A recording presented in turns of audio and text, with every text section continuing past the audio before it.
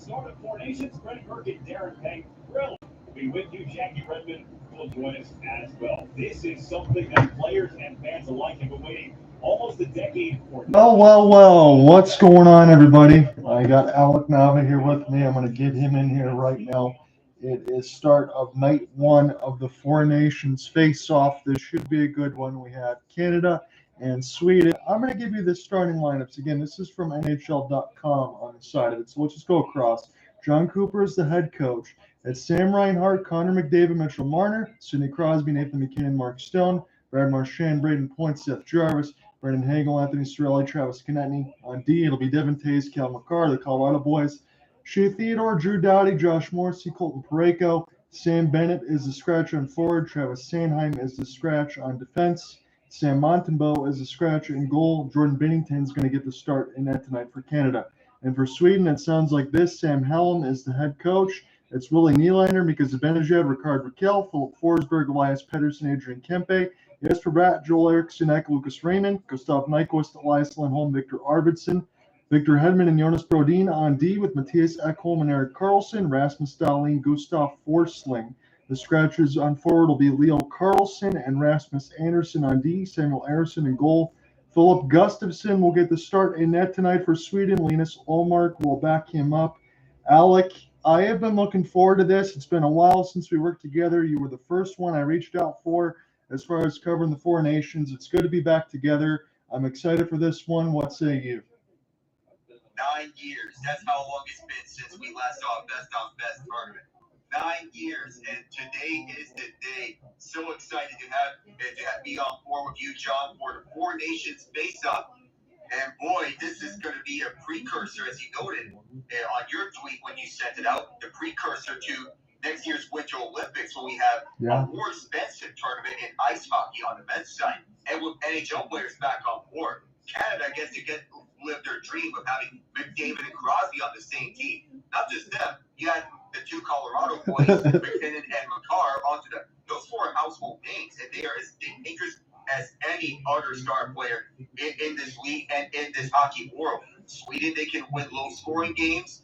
Though Canada, their talent level is unmatched. Let's see if goaltending can hold up. That's what I'm looking at for. But they are as talented as anyone else, and they may be, and they're likely the toughest out in this tournament. Yeah, I would say that, Alec, as well. And again, I want to speak to your point in a second, but you mentioned Connor McDavid, Sidney Crosby, Nathan MacKinnon. Crosby's been dealing with a little bit of a hand injury. He's been dealing with that for a while. You would know that better than I would, but he's good to go. He wasn't going to miss this. And John Cooper did say, if I have to put Connor McDavid, Sidney Crosby, and Nathan MacKinnon on the same line, that probably means that we're in trouble. But that could mean what the power play line would look like. That makes me salivate. But I do want to bring this point home alongside you, because you made a great one here.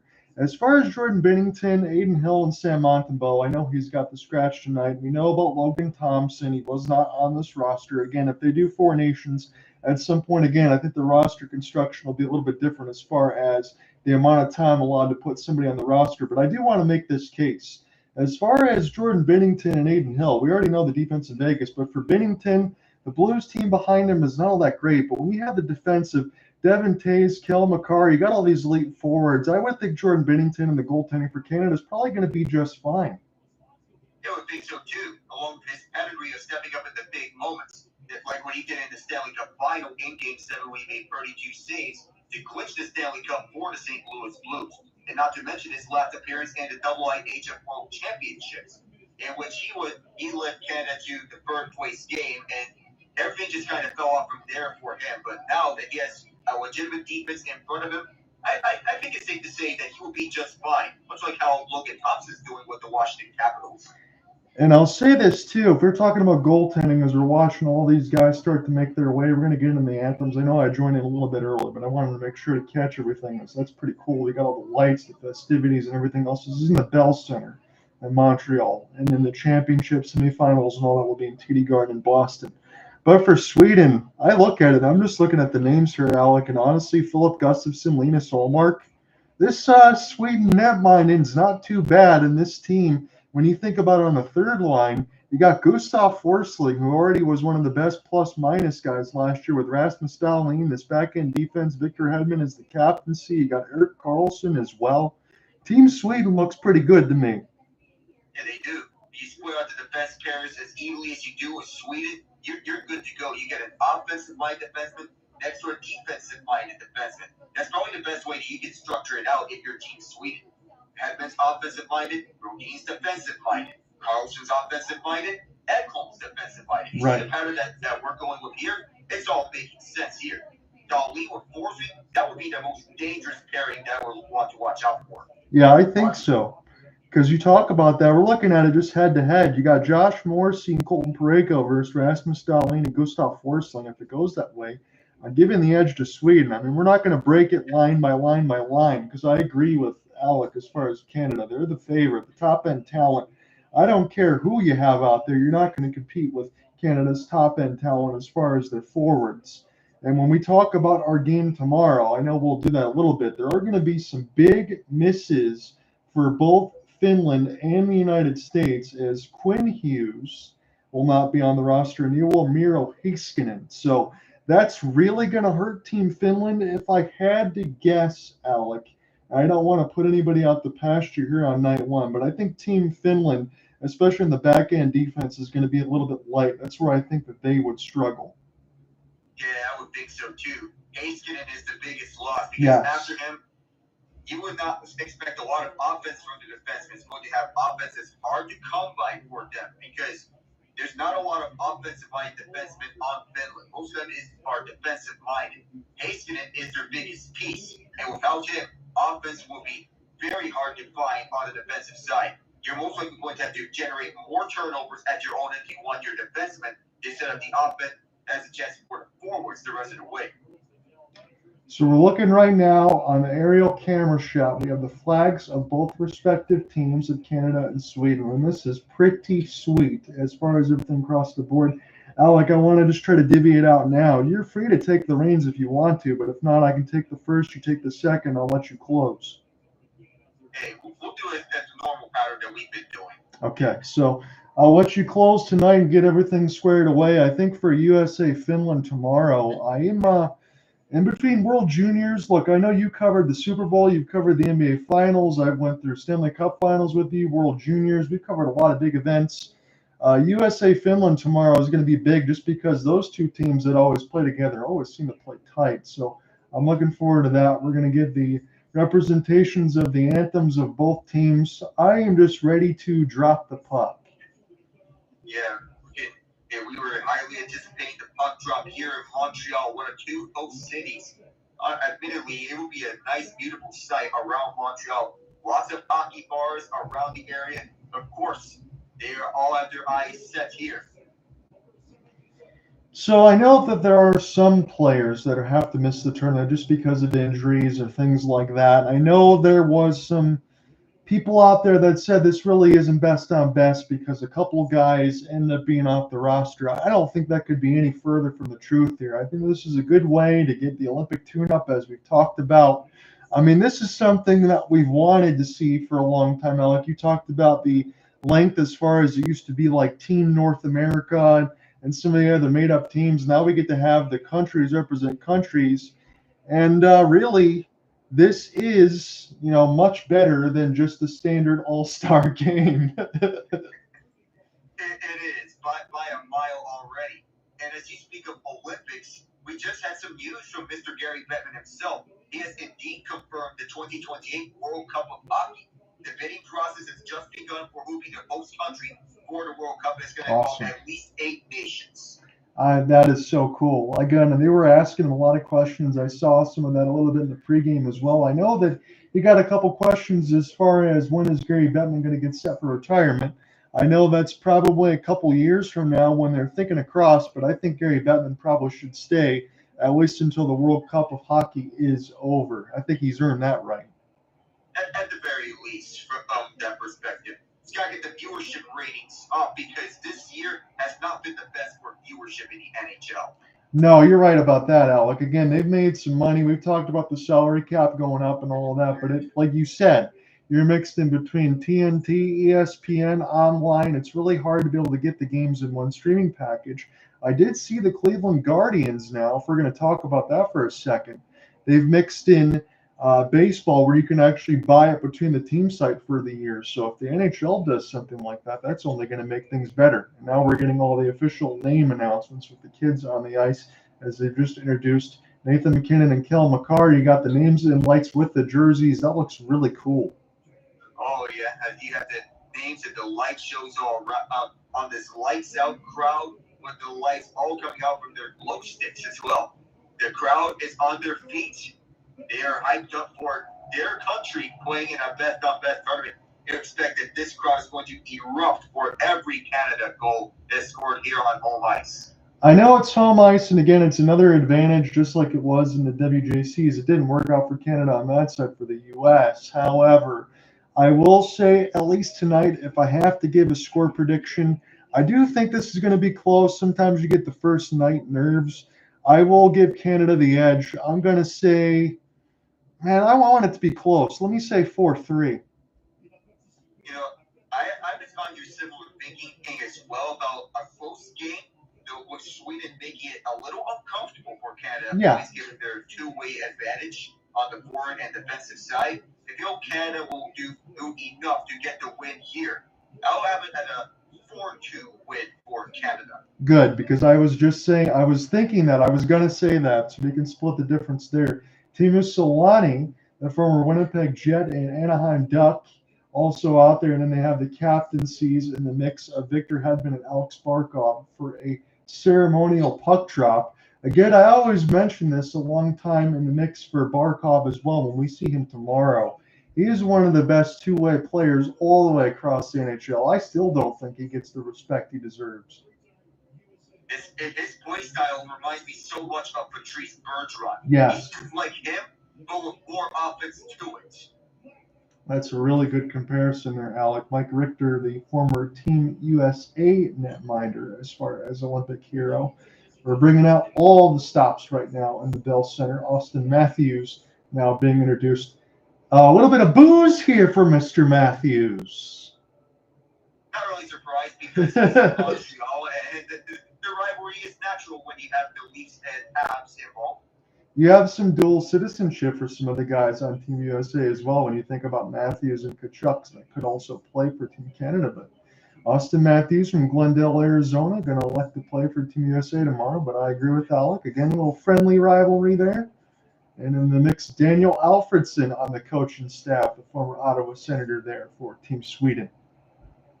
Yeah, it's nice to see Daniel Alfredsson around. He's one of Sweden's assistant coaches. Mm-hmm. And as he speaks of dual citizenship, that is the exact case with William Nylander, born in Calgary, but his father, Michael, was born in Stockholm, Sweden. So that's why William is choosing to play for Team Sweden. I think that that's a good disperse of talent on Nylander's part because, again, you do want to see top lines able to take each other. That's the one thing I think if you have to go up and down the lineup, again, Canada and Sweden, we talked about, Canada is going to have the edge there.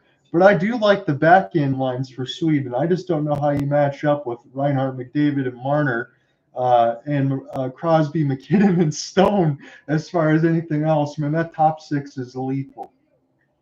You mentioned about a power play line for Team Canada. Of course, you said MacKinnon, Crosby, McDavid, Makar. Those four you think of immediately. You put Sam Reinhart at the net front. Boy, that power play is going to be very tough to stop. Unless you have a penalty kill that is comprised of, say, Hedman next to Brnadon or Forsby next to Ekholm. Those two could do well. And Elias Lindholm right on that mix. That could be a good defensive penalty kill. Absolutely, Alec. Again, one of the biggest hands that we're seeing right now. And again, a little bit around my time more so than Alec, but Mario Lemieux and Wayne Gretzky, if it wasn't for the cancer and all the other stuff there for Lemieux or some of the other injuries, I would say 1A, 1B with Gretzky. You could honestly make that argument. He's getting a huge hand. Oh, yeah. And his home country and leading Sidney Crosby, who he mentored when Crosby was a rookie in the NHL. The two exchanging handshakes and presenting the flag of Canada. How amazing is this to see Lemieux and Crosby together again for the ceremonial opening puck drop of the Four Nations? Yeah, they've done a great job with all the pregame and the festivities and all that. Honestly, they have those little towels to commemorate the emblems there on the side for the ceremonial puck drop. That would make one hell of a souvenir as well. Oh, yeah, it would be.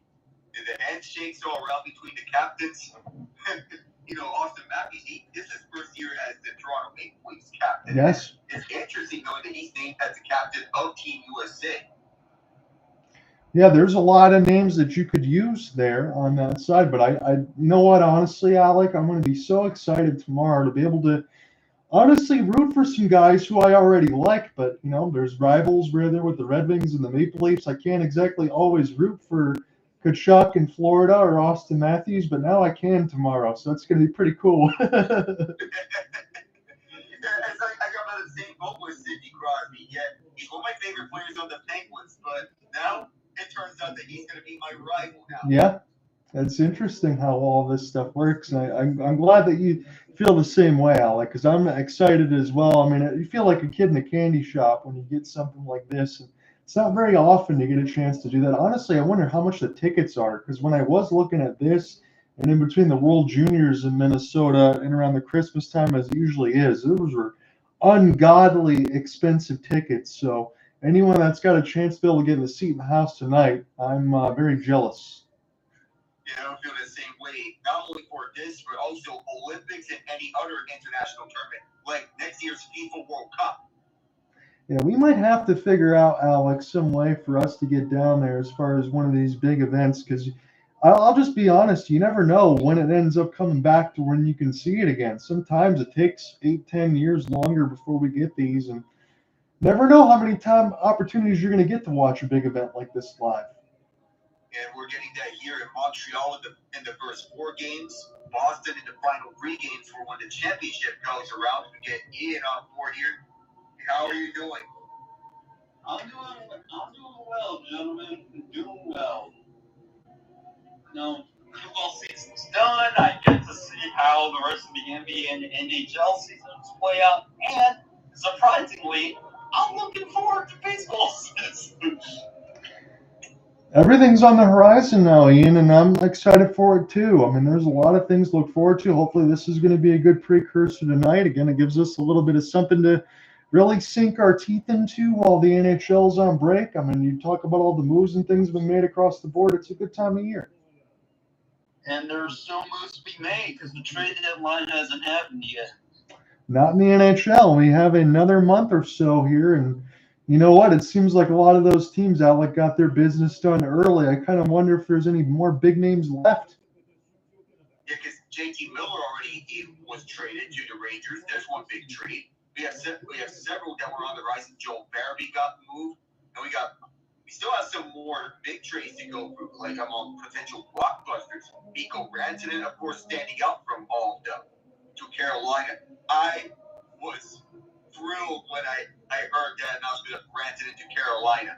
Though it bumps me out to see Marchand go to the other side, to the one mountainside to another mountainside, even though Raleigh isn't exactly mountainside, but the Coastal Mountain Range from us is the Appalachians. But after seeing that Natchez is doing good in Colorado, I hope that Rantanen finds his footing in Carolina soon enough, because it's a rather slow start. But big name superstars usually, if they go to a new destination, sometimes they'll get out to a slow start, much like what LeBron James and company did with the Miami Heat in the Big Three. It usually happens. It's natural. Give Rantanen time. And there's a lot to be said, Alec, too, in playing in that system. Again, you know that better than anybody as far as Rod Brind'Amour, Sebastian, how everyone else been able to adapt. But you're going to probably get a little bit less points than you did in Colorado, but you're still going to have to make the most of it when you're on the ice. And I couldn't believe it, even after the trade's made, Alec. There's still rumors that they might not be able to hold on to Rantanen after that when the season's done. Well, and if we do, it likely means that Taylor Hall could be gone, because remember, Rantanen's largest asking price was $14 million. The same cap hit that Leon Draisaitl will make us next contract. The Avs were offering at maximum $11.75 million a year for 8 years. We are going to get set here. Alec was able to break all that down, and again, Colorado likely make that move because they're going to try to save some of that cap space. And Marty Necas, I hate to say it for anyone else that's not paying attention, he's no consolation prize. Marty Necas is pretty darn good, and that was a big loss for the Canes going the other way. It's Philip Gustafson and Jordan Binnington in the goal crease.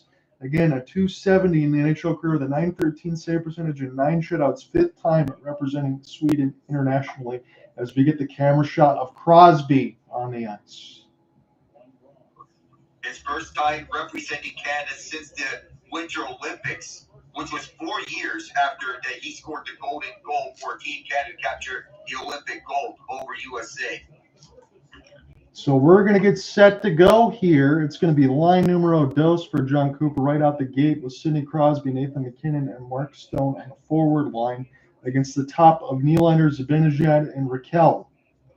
We are in the Bell Center in Montreal. I got Ian Genji with me alongside Alec Nava, who's going to run color. Again, Alec's going to flip the second period and take the play-by-play. I'm going to let him close tonight as we'll mix in between the next 2 nights together. It's been a while since we worked together, and we've been really looking forward to this one. And immediately we will get a stoppage as the puck goes in the player's bench. Bill Gustafson, this have a solid track record playing for Team Sweden.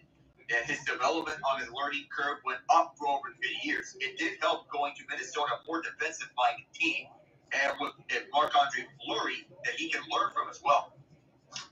Yeah, there is a lot to talk about between these two. Again, the jersey construction in between both, as it usually is absolutely beautiful. Again, you got Sweden in the mix of the blue pants and the yellow jerseys. Canada has the red and the black in the mix of the red striping on the legs.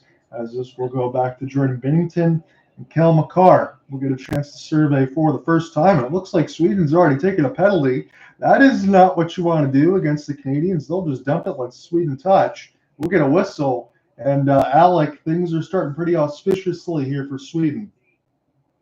Not what Sweden wanted, to take an early penalty just 44 seconds into this game. And already Sweden may have to kill out 2 minutes here. Let's check what this penalty is about. High stick.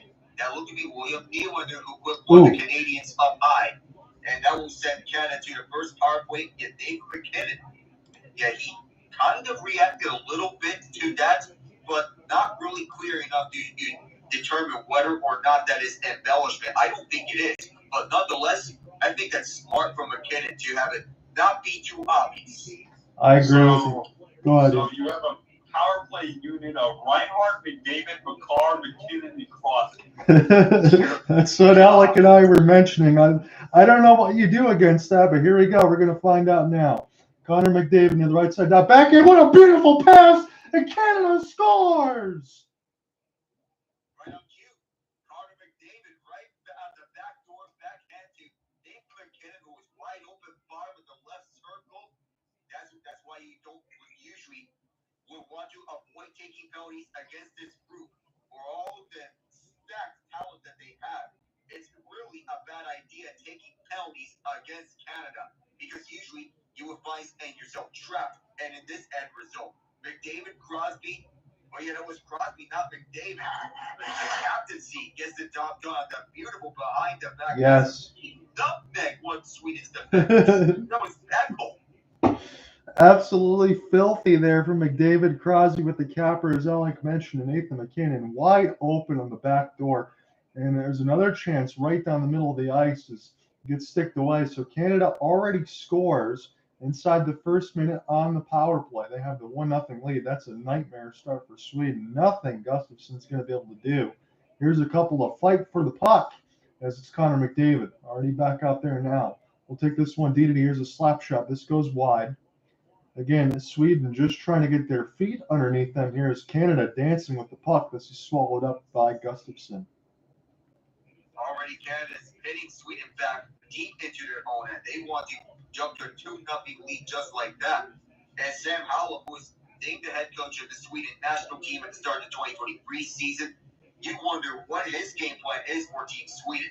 More defense, rather, tight checking. That's what you would believe from a Sweden team that is full of two-way forwards. Yeah, you're right, Alec. Again, as we profiled a little bit in the pregame, in the mix of what Sweden can offer you, as far as their defense can be absolutely elite, but the two-way forwards might have to press a little bit for more goal scoring should they be behind a couple of goals here.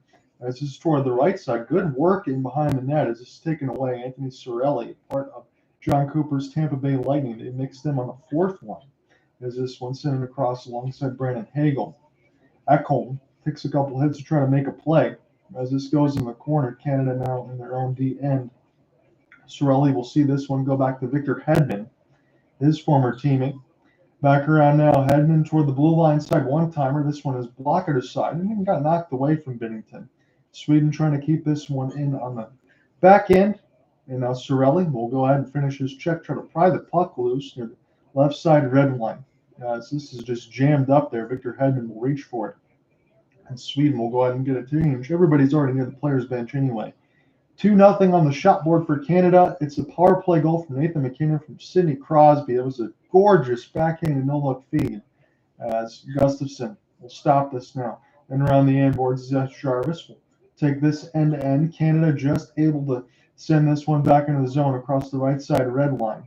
Little reverse hit as this will go back in between Sweden. Good work there, Philip Forsberg trying to keep this alive as this will be bounced in off the end boards. Seth Jarvis will get a piece of it first, and now here's a chance to be stopped aside short side by Gustafsson and sent back around. That was from Brad Marchand. That's Elias Pettersson. Send one in deep, and I'll be sent back around for Cale Makar. Cale Makar now will take a little bit look forward there as Mark Stone will get an outlet pass. Good touch there from Cale Makar as it's Brayden point. I'll just go ahead and take a change. Back around the end board, Stone will lose a hit. Sidney Crosby with a stick shot. Able to get this one toward the right side, intercepted by Canada for a moment. And Sweden will take the flip back down the ice. First three shots belong to Canada here. Sweden's really not been able to get in the offensive end just yet. And now this will be recollected away from Nathan MacKinnon's stick, bouncing a couple times off some skates. And now Sweden will get possession of Nylander's pass. We'll try to go ahead and pick this one up now. Couple reverse hit there. Colton Parayko takes a hit, makes the play, pushes it forward as it bounces off of Hedman's glove. Again, no delay there. It was touched with the hand. As we got 16 minutes left to go in the first round there with you, alongside Alec Nava between play-by-play and color, but we'll definitely be switching off. This is night one of Four Nations face-off. Opportunity now for McDavid. Little inside-out move toward the right post. Now he steals it. McDavid between his legs pass. And this one around now for Marner. Back to Connor. Connor, a little loft right in front of the net. And a little stick lift there for Sweden, trying to avoid the danger. As this is intercepted again by McDavid. He's been a beast. As this goes back around now for Victor Hedman. Little pull ball play, gets it right back. And now Sweden will try to push the other way. They'll send it down. They've iced it. How many chances have we seen McDavid get out to the net with all those dazzling plays for Canada? That is the highlight reel of this night right now. Not on the power play, but he can show what he can do. Not only in last year's Stanley Cup final, but also here early. Just an early showcasing of what it's about for him. For any other NHL player, it will be a career highlight. For him, it's just another Tuesday. Another day at the office. You're exactly right, Alec. That's the kind of skill that he shows you, and that's what we're seeing here. Connor McDavid is looking like his prime form that he is in Edmonton. Alongside all these skilled players, we're going to see some highlights we saw on the power play. As this is now redirected back to Cale Makar. Take another one toward the net. This one bounces off of Hagel. Hedman, who feels like he's been out there forever, try to chip this around the end boards. As players will come together toward the right side, we'll see who wins it. Canada has been all over this puck, and now Travis-Konecny will go ahead and start this one again in his own end. He was one of the guys that could have been scratched in the mix of Sam Bennett, but they elected to rest Sam Bennett today for this game. They didn't need as much grit and sandpaper, although he does have some skill. As this one will be gloved down by the defense, be Devon Toews. Try to get this one deep as it's picked off right in the neutral zone by Sweden and sent back in. Again, that's been the theme of the day right now for Sweden. They've just not been able to get any offensive zone time. They're just trying to play clear. And when you're doing that so much and you're getting pushed around, we'll see if that continues the rest of the game. Elias Pettersson now and Colton Parayko. Another rolling puck near the right side boards. This has just been jammed This will be sent back around the end boards now. Sweden try to get this across the wall. One-timer, this one gets blocked nicely by the Canadian defense. An opportunity for Adrian Kempe, as this one will be gloved down again through the neutral zone. Kempe gets a pass. This does not hit across the blue line. It's picked off by Canada. And Marchand will just wait for everyone else. Send it in and let John Cooper's squad take a change as Matthias Ekholm will try to take it the other way. Stone help pressure the steal. As is the right side boards, Rakell on the first line forward for Sweden will try to get this ahead. Be picked up nicely off the backhand by MacKinnon and shoveled away. And off the stick lift, this is right into the neutral zone now. Opportunity here for Canada right across the right side wall. And this will be recollected now for Victor Hedman. Hedman's pass beautifully connects with Willie Nylander. Nylander will just chip it in right to Jordan Binnington. Able to take this one from D to D off the touch pass. Nathan MacKinnon will get a chance to start in his own end. Here's a beautiful pass ahead. Off the drop, it's Marner trying to find MacKinnon, who was cutting near the right side dot. And again, Victor Hedman right there, trying to get a piece of it. And off the backhand, it'll be Jonas Brodin. There's a little bit of a shoving match. Players get knocked down. Wide open was Makar. Good back check for Sweden. And will deny a chance right in the middle of the slot. Jonas Brodin's pass. This one will be lofted ahead. See if Jesper Bratt can do anything. He gets taken down, playing off the knee, gets it sent out of the zone. Sweden now have to start again in their own end with Ekholm. As Olsen it back around the embankment. Binnington misplayed it, but this goes now into the neutral zone. And then a pickpocket, nice, almost one-handed skid to the defense. That would have been Connor McDavid. That should not come as a surprise. And now we'll get a chance to start again for Sweden right to left. They lose it in between the neutral zone. This is off the loft. And then we get an offsides. And what I'm noticing right now, Alec, I'm going to let you jump in, but Sweden is just struggling to do anything offensively, let alone hold on to the puck. They could do nothing against Canada. For all that we talked about with the two-way forward and the two-way play for Sweden, Canada's just one-upping them in their own game and then getting the offensive edge right to themselves. Connor McDavid looks like the best player on the ice despite not recording the goal for them. He's been doing near everything to get Canada up by 2 now. And Canada's pinching Sweden and over towards the boards whenever they're trying to get something. Whenever Sweden is trying to go towards the net, there's at least one Canadian who is there right on cue. Yeah, and exactly. And I'm looking at this too. I know I said this like 5 or 6 times already during the play-by-play, and I'm not even trying to repeat myself. I'm just telling you what's out there. For Victor Hedman, it already feels like he's played a ridiculous amount of minutes. And we talked about Ekholm and Karlsson. We've seen them a little bit. Dahlin and Forsling I haven't really seen just yet. If they're relying that heavy already on their first-line D pair, Sweden, I'm not going to say early in trouble because, again, as Alec just astutely said, it's been hard for Sweden to pretty much do anything. But if they're relying on their top-end defense already this much, that's not going to spell good things down the line in this game. No, it's only going to exhaust the top-line defense more and more. The wear and tear is going to visibly show. It's only going to take away minutes from the others if they can't get it off the ice. You're leaving Hedman and Brodin out for how many minutes now? And just in one shift, it felt like they've been out there for forever, it seems. You got to find more ways to get your guys onto the chances and do that sustainably. You just can't keep going with a bunch of nothing. No, they can't, Alec. And I'm glad, I'm going to let Ian jump in here in a second. I'm glad that you mentioned that again with Hedman because my eyes were not deceiving me. Alec, he's already at 4 minutes and 13 seconds of time on ice. That's ridiculous. I was going to say, gentlemen, right now Jordan Binnington is having the most fun he's had all season because he now knows what it's like to play with the defense. Yeah, and Alec and I mentioned that, Ian, alongside you made up a great point. Again, we talk about that in the pregame as far as you could say Canada and some of the names. Again, we mentioned Logan Thompson should be here. We went through all that process. But, yeah, you got Sam Montembeault who's scratching Jordan Binnington who's getting the start. I wouldn't necessarily be as concerned about the Canadian net minding as a lot of other people might be. Not really, because Binnington, he can deliver when the pressure is at its highest. Have a good defense right in front of him, so he's going to be okay. So Mika Zibanejad will get a chance to stay in the circle as they'll put Sam Reinhart against Mika now. We'll see if we make any other adjustments here. Now we will probably get some call overs and switch the lines. So because Zibanejad now get a chance to take this rolling puck. That's one of the few things that Sweden's been able to win in their own end. Oh, they got to start pushing the other way. I mean, this has to be at a premium, and it's still 11:50 left to go on the first because you can't just be this one-sided. Because Zibanejad off the steal, as this is played in off the backhand now, and Colton Parayko will have this bounce right back to him.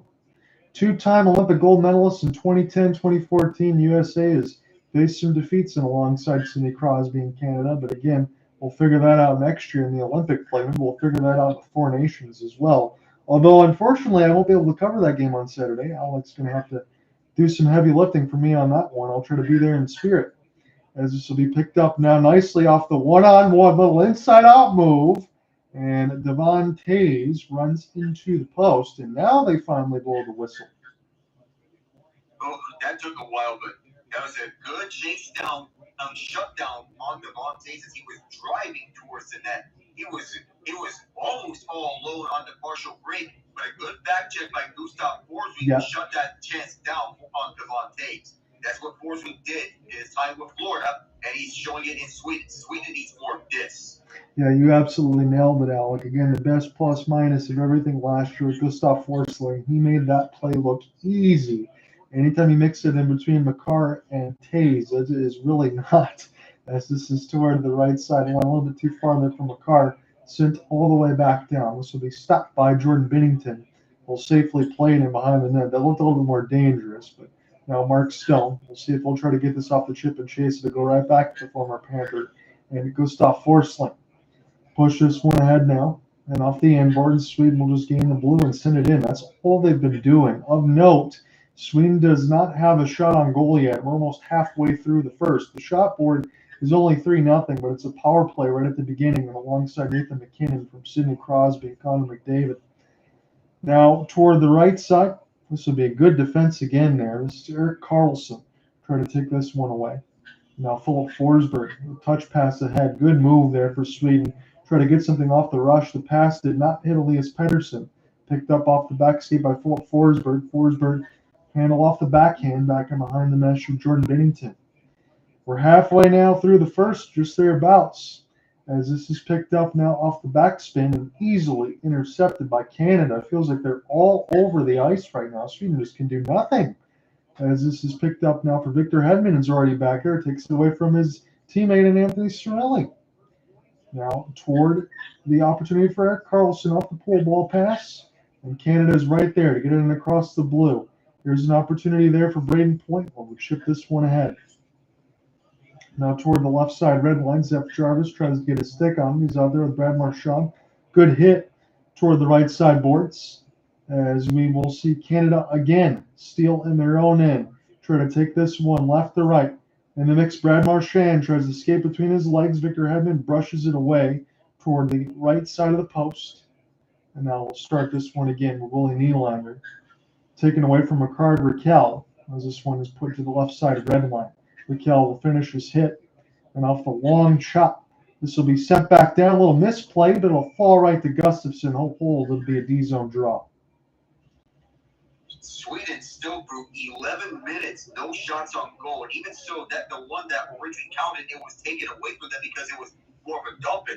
Sweden needs to wake up because a lot of what they're seeing is getting easy takeaways for Canada. Erik Karlsson waited a little too long with their three Canadians right around him when he was surrounded, waiting for someone. Waited a little too long. And Alec, I think the preeminent of the wake up is exactly what it needs to be. Because again, I just want to be honest. We're going to jump right back into the play-by-play here. But I look at Sweden's roster, and they're way too talented to kind of look like this, correct? Way too talented. You got the likes of Nylander, Forsberg, Kempe, who have all each scored at least 40 goals at one point in their career. Zibanejad, who had a 5-goal game in the 2020 season. And even though he's not at the same pace that he was before, this is really off for Sweden. Makar is going to get a one-time setup, and that was a good save for Gustafsson. I guess you could say Gustafsson's been the best player, even though he's given up one on the power play, which he had no chance. Again, Alec had mentioned this, but it was McDavid setting up Makar. And Connor McDavid, again, we've already known about the best player in the world as we go to break, but he's been the best player in this game by far. Even if he wasn't the one scoring, McDavid is by far the best player in this game so far. And his talents show it. The fancy dangle showed it. His setup play showed it. And on that power play, when he set up Sidney Crosby for his primary assist to Nathan MacKinnon, he showed that he is right now the best player on the ice. I'm going to say this really quickly here as we're in the break for Sweden. And Alec already mentioned some of the struggles we've gone through that so far within a half of a period. But if I'm Sweden, I know you want to have the chip and chase, maybe the sit up there for Sam Hallam, the head coach. I think there's too much talent for that. Even if you got to take a little bit of extra time to start your breakouts and then actually pass from zone to zone to get in the offensive end, that is what I want to see more, because the chip and chase battle, I don't think that's going to work. Not when you have the likes of Devon, Toews-Cale, Makar, Shea, Theodore, Josh Morrissey on the other side. You're probably going to get beat to it before you can even actually chase the puck. So actually get some chances, pass it in, and try to attack that way, because if you can't do that, this is going to be a long night. Yeah, I wholeheartedly agree with you. You need to lessen up the amount of chip and chases when going coast to coast on the zone entries. That you want to have more setups when functioning along 2-on-2 rushes, 3-on-2 rushes, and even some more odd man rushes would do if you get the opportunity. So we'll see if they can make the adjustment. Again, there's not much for us to tell you as far as what happened in this game. Again, Nathan MacKinnon, if you joined us early, 56 seconds from the no-look back pass, little nutmeg, Sidney Crosby and Connor McDavid. Again, that was an immediate high-sticking penalty for Willie Nylander against Nathan MacKinnon. We talked about how dangerous the power play line can be. Ian also mentioned, just like we talked about, the mix of you can put Connor McDavid, Sidney Crosby, Nathan MacKinnon all on the same line. That's what they did. They scored about as quickly as you possibly could as we're watching this one from the Bell Center. 8:32 left to go in the first. I think they might have scored quicker than that first power play goal the Wings had against the Lightning. Yeah, if you talk about how dangerous the Red Wings power play has been, Ian, this one is on steroids.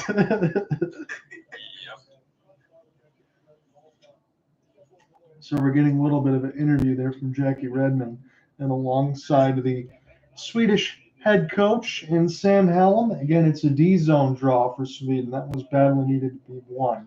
8:25 left to go on the first. Shot board is 5-0 Canada.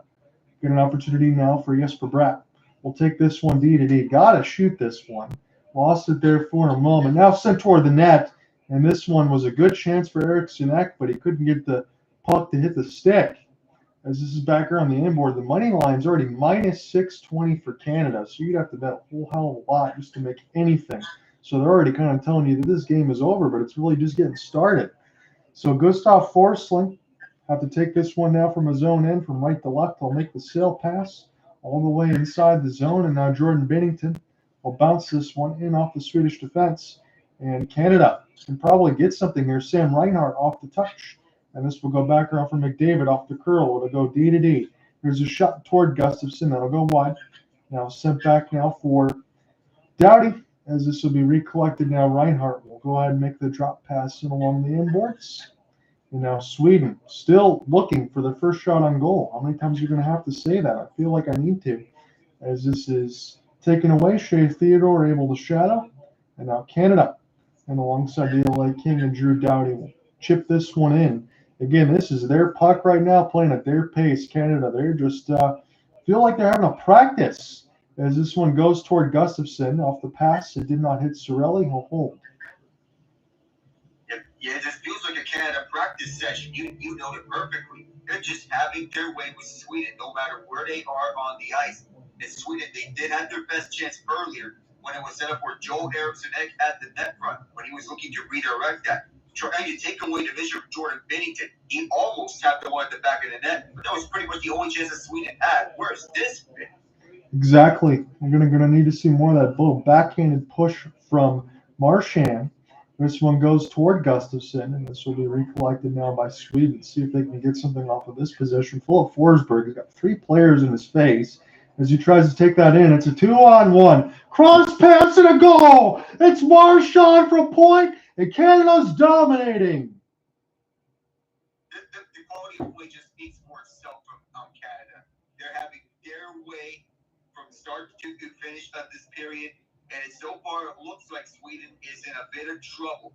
A 2-0 lead doesn't seem that big, but given how Canada's played, it might as well be 4-0 right now. When you look at the shot difference, 7-0 Canada. Sweden tried the entry, but they should have. I feel that they should have passed to the right if you want to set up that entry. That was the mistake that Sweden made, and then they get caught in an eye the other way. Philip Gustafsson, if he goes left, there's going to be a pass towards Marchand. If he goes right, then Brayden Point's going to shoot that. Yep. What was he going to do there? He was trapped all alone in Iowa.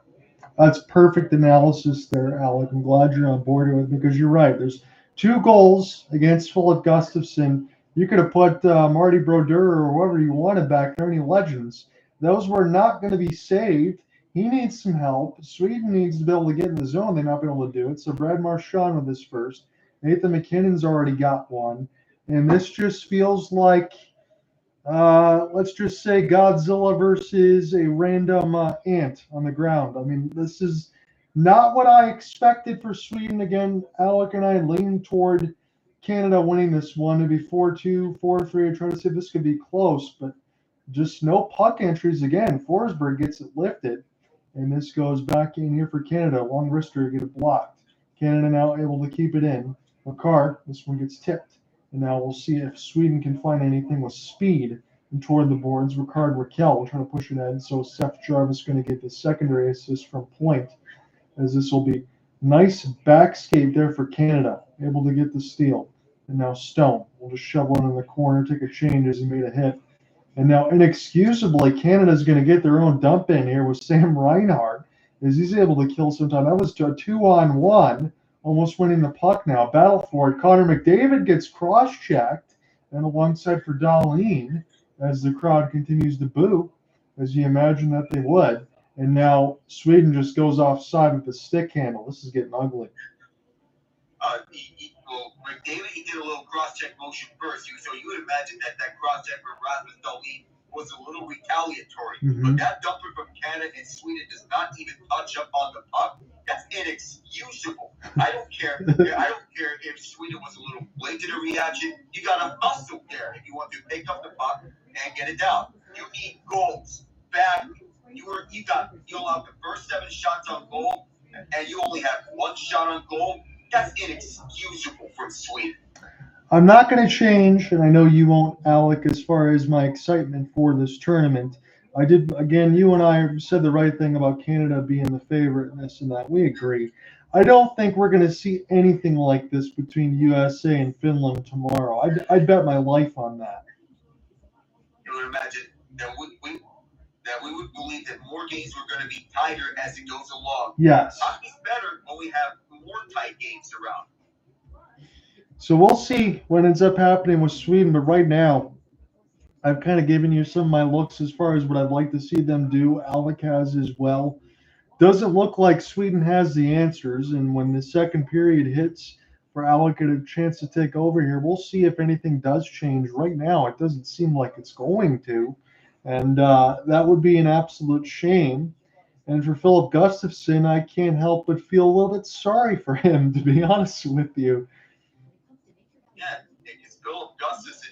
You would imagine that he gets more help around. Sweden is basically doing nothing to help him out. He's basically getting hung out to dry, and as such, he's been their most important piece. They need everyone to step up, including William Nylander, Philip Forsberg, Mika Zibanejad, Adrian Kempe, who I mentioned about 40 goal scorers. Edmonds holding his own in the defensive zone. So is Forsberg and Dahlin. Where's the offense? Where's Nylander? Where's Patterson? Where's everyone? Yeah, it's been non-existent right now. MIA. Again, we mentioned MacKinnon on the power play from Crosby and McDavid, and then a 2-on-1. Seth Jarvis with the entry pass, able to set up point to Marchand. And Alec mentioned it, Gustafsson, he could have went right or left. He would have got scored on by point or Marchand. He went for the ladder off the cross. Marchand got the easy one there. And the 3 crowns for Sweden. We need to find something else. Are we going to get any sort of retaliations? We're going through the camera shots and alongside for McDavid in the mix. Again, I agree with Alec. It was a little more retaliatory, but we will stick exactly as we are with 5:34 left to go in the first. Again, the ESPN box and now the TNT box has changed it back from 1 shot back to 0. So Sweden still does not have a shot on goal. And we're almost 5 minutes left to go in the first. Let that sink in. As this one's now sent in along the inboards now for Gustafson. Back now for EP40. See if he can get anything going. Again, JT Miller was traded from the Vancouver Canucks. Be able to get another Pettersson in the mix. Here's a cross and a beautiful defensive play off the shot block. It still denied Sweden of any chances. We got 5 minutes left of this first. John Under with you alongside Alec Nava. We're in the Bell Center in Montreal. Opportunity now. Marner trying to finish his hit. As it'll be Shea Theodore. Sweden. Got to get something on net here. Forsling shoots and Binnington with 4:45 left. A Bronx cheer from the crowd as he has to make a glove save. It took that long for Sweden to get a shot on goal. But a beautiful walk by Sam Reinhart to cancel out a Sweden pass that would have otherwise been a goal. As Jesper Bratt from the right circle, he wanted to go to his man who seemed to be wide open at the left side, Matthias Ekholm. But Reinhart was right there all over, like it's a Stanley Cup final all over again with Reinhart walking off Ekholm. Panthers and Oilers, anyone? Yeah, it's a good call out there, Alec. Again, you talk about the importance of the defense and everything else like this. Again, the players, they knew what was at stake here as far as Sweden not getting any chances. They want to make sure that they keep it at a minimum and make Binnington's night as easy as it can be. This is now toward the right sideline. See what Sweden can do. This will be stick lifted. Sweden now still trying to battle forward toward the right side red line. Here's a long shot. This will get deflected in between the Canadian defense. Able to keep this one alive, and now Sweden with a little bit of pressure as this is back now alongside for Crosby. It took 3 players to dispossess him of the puck. And now off the one-on-one, Philip Forsberg trying to do too much as the rest of the players are taking a change. Now Colton Parayko, St. Louis Blue will send this around the inboards. This will be chipped in deep. Jonas Brnadon have a chance to start again from his own end. Brnadon almost loses it to Anthony Cirelli. And now what a roll ahead. Easily picked off by Canada. It's just been too much of that as far as the entries. Again, not enough skill. It's just trying to force that puck into the corner and chase it, but they're not even in position to chase it. So it just doesn't make much sense. 3:40 left to go in the first. As this is toward the left side red line. This will be stopped by Binnington. Hey, maybe I can say this. Sweden's just hoping for Binnington to misplay the puck behind the net to maybe get a goal. If that's the case, it will be a long night. As this goes toward the right side, a little double deflection. Sweden's there. Chance to try to get something with speed now. Here's an opportunity off the drop, little toe drag and curl, little dispossess off the back check, and now Canada try to push away toward the left side boards off the spin and turn. Gustav Forsling will work because it's Ekholm. We'll try to get this one ahead. Good intercept for the moment. Sweden have to start again in their own end, and they'll do so. Rattle it around the embankment. Binnington will put a stop to it. Sweden now try to take a D-to-D. That one was a little bit tough to handle there and around the inboards. This will be a long shot. This one goes intentionally wide off the inboards. Sweden now will get a chance to pick this one back up. It's Lucas Raymond, the Forsling. Little glove save from distance for Binnington. Sweden's not getting enough. As Jordan Binnington, he's only had to have light work for himself. Just 2 saves, both in the final 5 minutes. That's how good Canada is on the defensive zone. Colton Parayko's doing his job, and so are the other guys. Shea Theodore is doing his job to hold up. Sam Reinhart, you mentioned 2-way defensive aces. And Anthony Cirelli, who is not only just defense, he can score too. Same thing with Brandon Hagel. Yeah, they're so good on the sense of it, Alec. Again, I know they don't normally play on the same line in Tampa, but you got Braden Point, Brandon Hagel, and Anthony Cirelli, and you're able to break them up essentially on the 3rd and 4th line. I mean, that's really hard to match up with. It is, knowing that they're familiar with John Cooper. So Mitchell and Marner will able to get this one ahead now. Connor McDavid already out there again. He has been terrific, as you expect him to be. This one turned over. McDavid in tight, tried to toe drag. I don't see a penalty hand in the air. He just ran out of room. Colton Parayko He's able to get that pass across as this goes toward the right side. Now a little stick chop as this will be Sweden try to get this one ahead right into Canada's defensive zone. Canada now will gain the red line as Josh Morrissey, the Winnipeg Jet, as we got a minute 55 left to go here in this first. Because Zibanejad will play this one in behind the goal now as a little touch pass gets picked off by Adrian Kempe. Turns it over. Crosby was right there to steal it. Makar. As Crosby's now on the off wing. This is toward the right side boards, and this will be rolled in ahead for Karlsson. Erik Karlsson will send this one ahead, and Canada's right there for Makar. He could turn on the burners if he wants to. Makar tried to leave an outlet pass, as this is right in between the Four Nations Center Ice logo. Here's Sweden. They'll take the slap shot clear around the end boards. Binnington will slowly stop the vulcanized rubber. This is now back in behind his cage near the left side post as he's in the butterfly. Now Makar get a chance to start this one. Canada will try to clear this one across the red. Sweden will pick it off. And now Elias Pettersson on the back skate will let his forwards. And now he'll take a change. Everybody's going to get fresh troops here for Sweden and try to get things going. Rasmus Dahlin will rush into the corner to corner. Now Binnington will stop it. He lost his stick in the process, but he should have enough time to go ahead and pick it up. The Sweden's in their own end. 45 seconds left to go. The only thing that Sweden has is a couple of point shots, and they just took another shot on goal away. Could have had 4. They only got 1. It's 7-1 on the shot board. Good seam pass off a 3-on-2. And this is taken away from Hagel and Cirelli. Sweden now will think about it in their own end. Let some more forwards take a change as Rasmus Dahlin will get this one back ahead from Gustav Forsling. Find the entry near the right side. There's a long shot and will be held by Binnington.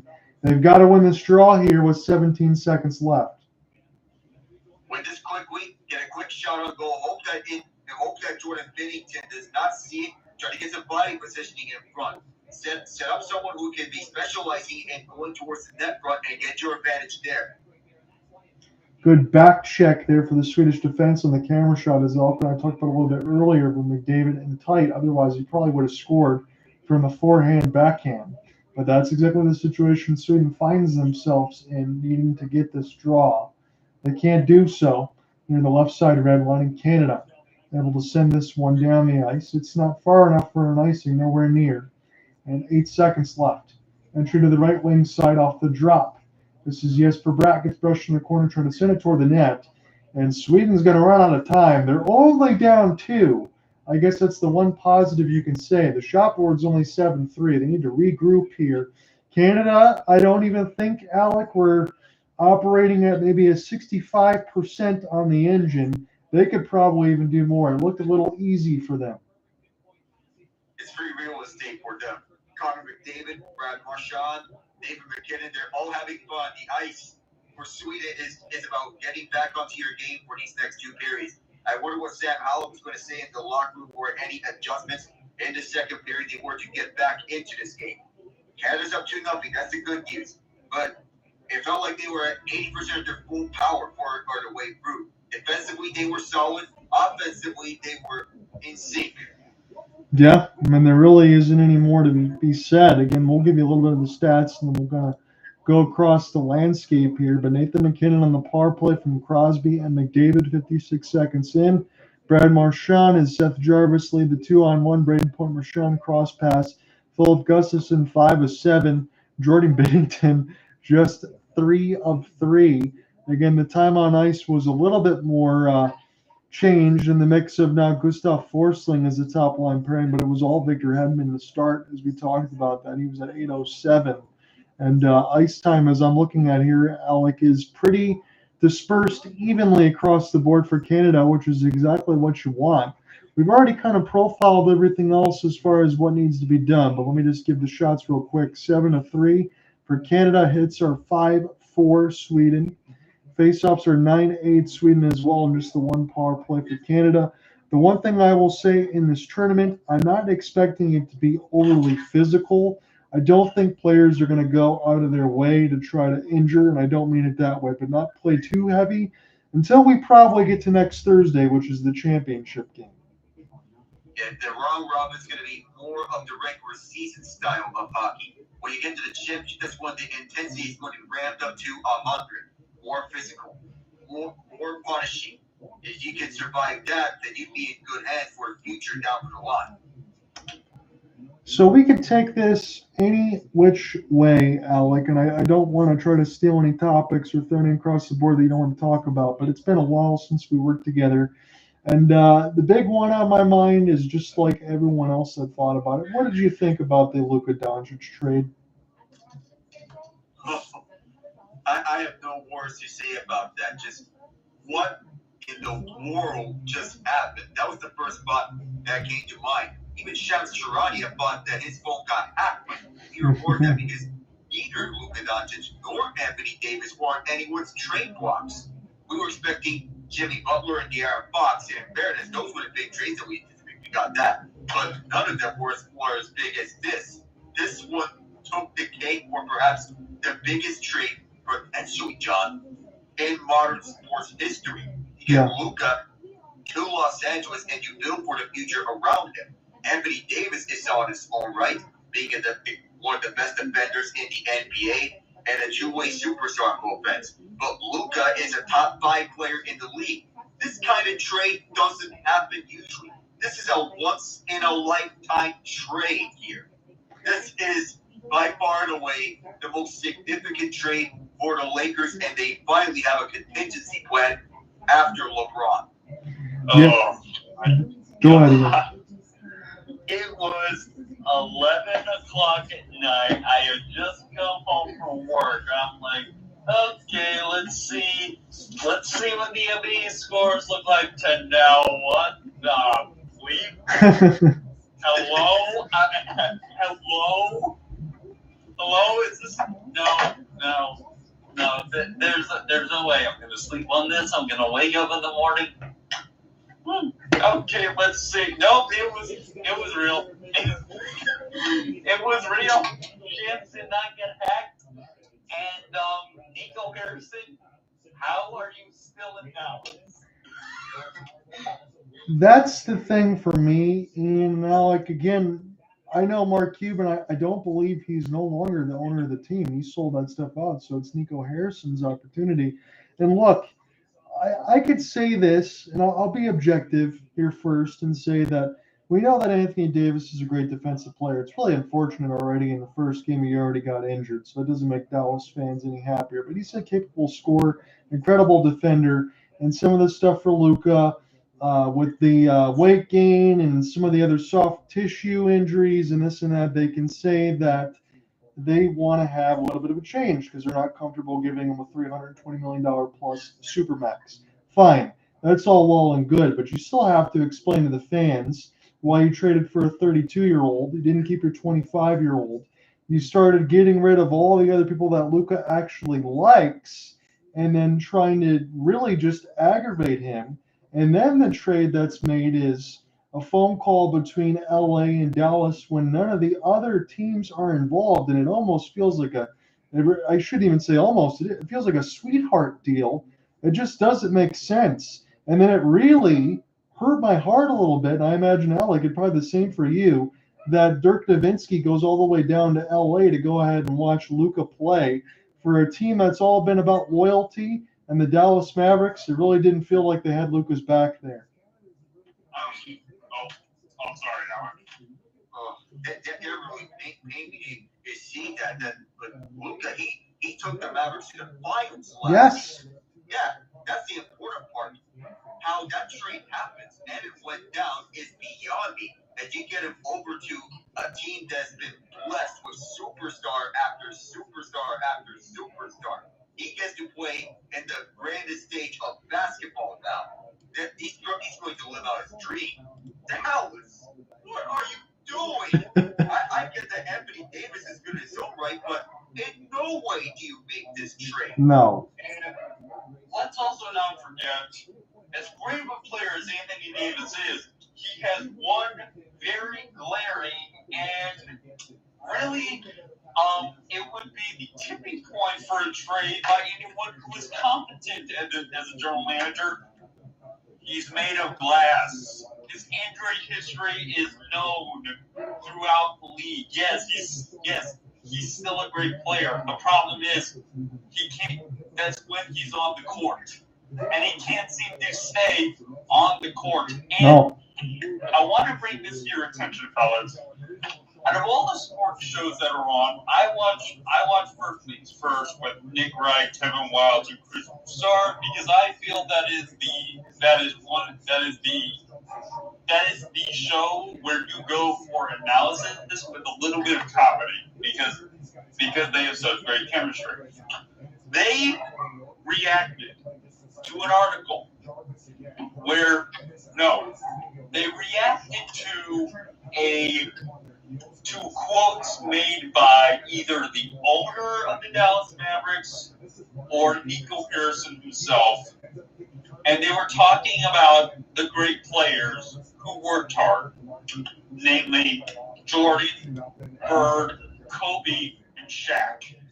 And Nick Wright, he had a look on his face because he said, "You're talking about guys who, quote, worked hard, but you gave those four names.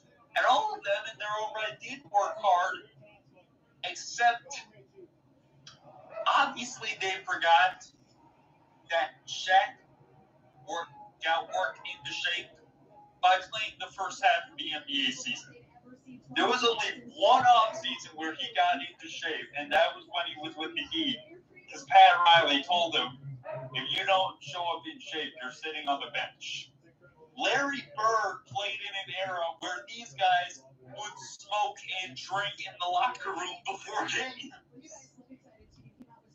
Like, listen, they put in the hard work, they worked hard, except, let me tell you, not all of them looked fit. Some of the greats looked like slobs. Some of them looked fat, but they were still great. There's a lot to digest. And I'm not going to sit here and say that the stuff for Anthony Davis isn't justified or unjustified, because I agree with you in the mix of all that. But again, it comes down to when you go up to make the trade to get Luka Doncic, to move up third to be able to draft him, and then you don't hold on to him, that is absolute lunacy, because you're never going to get a player like that again. You were blessed, I think, outright to be able to move up after the Dirk Nowitzki retirement to get Luka, and then you have the keys to the car and the franchise for the next 15 years, and you threw it away. That's really hard to digest. And I talked about this with Alec, or I believe I talked about this with you, John, where, okay, if you were going to make that trade, you needed to get the type of package that the Sacramento Kings got for trading De'Aaron Fox. 3 first-round, probably more, because the Kings netted 3 first-round picks, 3 second-round picks, and a bunch of other stuff and a bunch of other players to fill in the depth there. Exactly. They have the resources to plan ahead for the future. Yeah. If Nico Harrison had said, okay, we're going to trade Luka, but when we trade him, we're going to take a big chunk out of the team's franchise that we trade him to. For instance, if he got 3 first-round picks plus picks, well, basically what the Thunder did with Paul George and Russell Westbrook, I wouldn't be that mad, because at least you have the resources to come up with a plan to secure your future. Instead, you say you want to win now, except you traded for the wrong guy. And I'll put a close to this real quick, because I know that Alex is going to get set to take over here. You still don't even know what Kyrie Irving's going to do. So, you might lose everything. So that was a big risk. I know we'll go across the NBA scoreboard and everything else, too, in the second intermission, because pretty much every game is on tonight. I was utterly shocked, and I know it's the Bulls. I don't want to try to say too much, but I'm pretty sure the Pistons almost won by 45 last night.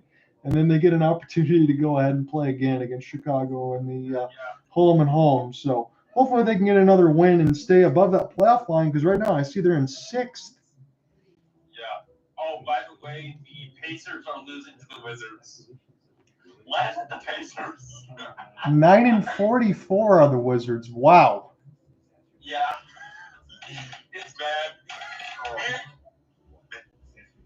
Mind you, they just got Chris Middleton from Milwaukee and That's traded right. Kyle Kuzma. Yeah. Man, oh man, yeah, that's a rough season. Again, I know what that's like, so hopefully that can be fixed. But it's been a while like that in Washington, so we'll see how long that continues. Again, the Spurs, you talked about that. I think that's a perfect trade for them when you have De'Aaron Fox and Victor Wembanyama. So that's going to be pretty dangerous across the board, and there'll be a lot to look forward to there. See a little Wayne Gretzky blue jersey and the NHL TNT sent from what I just saw. That's what I saw as well. Again, they have Sweden plus 750 in this tournament. Right now, I think are going to have to give us a little bit more of a number after what we saw in the first. And this tweet's pretty good. That must have been like seeing Lemieux, Gretzky, Messier. Just insane how fast and easy that puck moved. I think that tweet pretty much emphasizes what we saw in that first period, Alec. Yeah, we'll go back to those days with Gretzky, Lemieux, all those Canadian legends. Now you get to the current era with McDavid, Crosby, MacKinnon. They're in good hands. Yeah, they are. And again, at least I know, Alec, this isn't the same thing as far as World Juniors, but they were heavily criticized, as they probably should have been, at least a little bit on my end as well, as far as their roster construction. If Canada ends up making a deep run and winning this thing, I don't think anybody's going to be talking about that now. They won't even mention the goaltending tandem. Yeah, they won't mention about roster construction again if Canada does win the whole thing. Because I heard a lot of criticism about why is Logan Thompson not one of the goaltenders? Right. Or Mackenzie Block with Darcy Kemper. There's criticism about the goaltending department. Or in another case, defense. Evan Bouchard, who was left off the roster for his offensive capabilities, given that he's one of the best power play quarterbacks and one of the best offensive defensemen. I felt Canada wanted to go for defense to probably construct this roster. Drew Doughty wasn't exactly the guy that I had in mind, given that he just got back from injury, playing just 6 games this season. But he's still a leader, giving part of that King score that won 2 Stanley Cups in 3 years. Ideally, would have went with Mackenzie Weegar, but Doughty's another good choice. No, I agree with you. I think that's the exact same name I would have used, and it's not just because we covered a lot of Calgary games either in the mix, but Drew Doughty just got back, as you eloquently said. And again, we know about all the past productions. I kind of think Drew Doughty can use this as his way to work back in the NHL from the break. So I think he's happy with where he's at.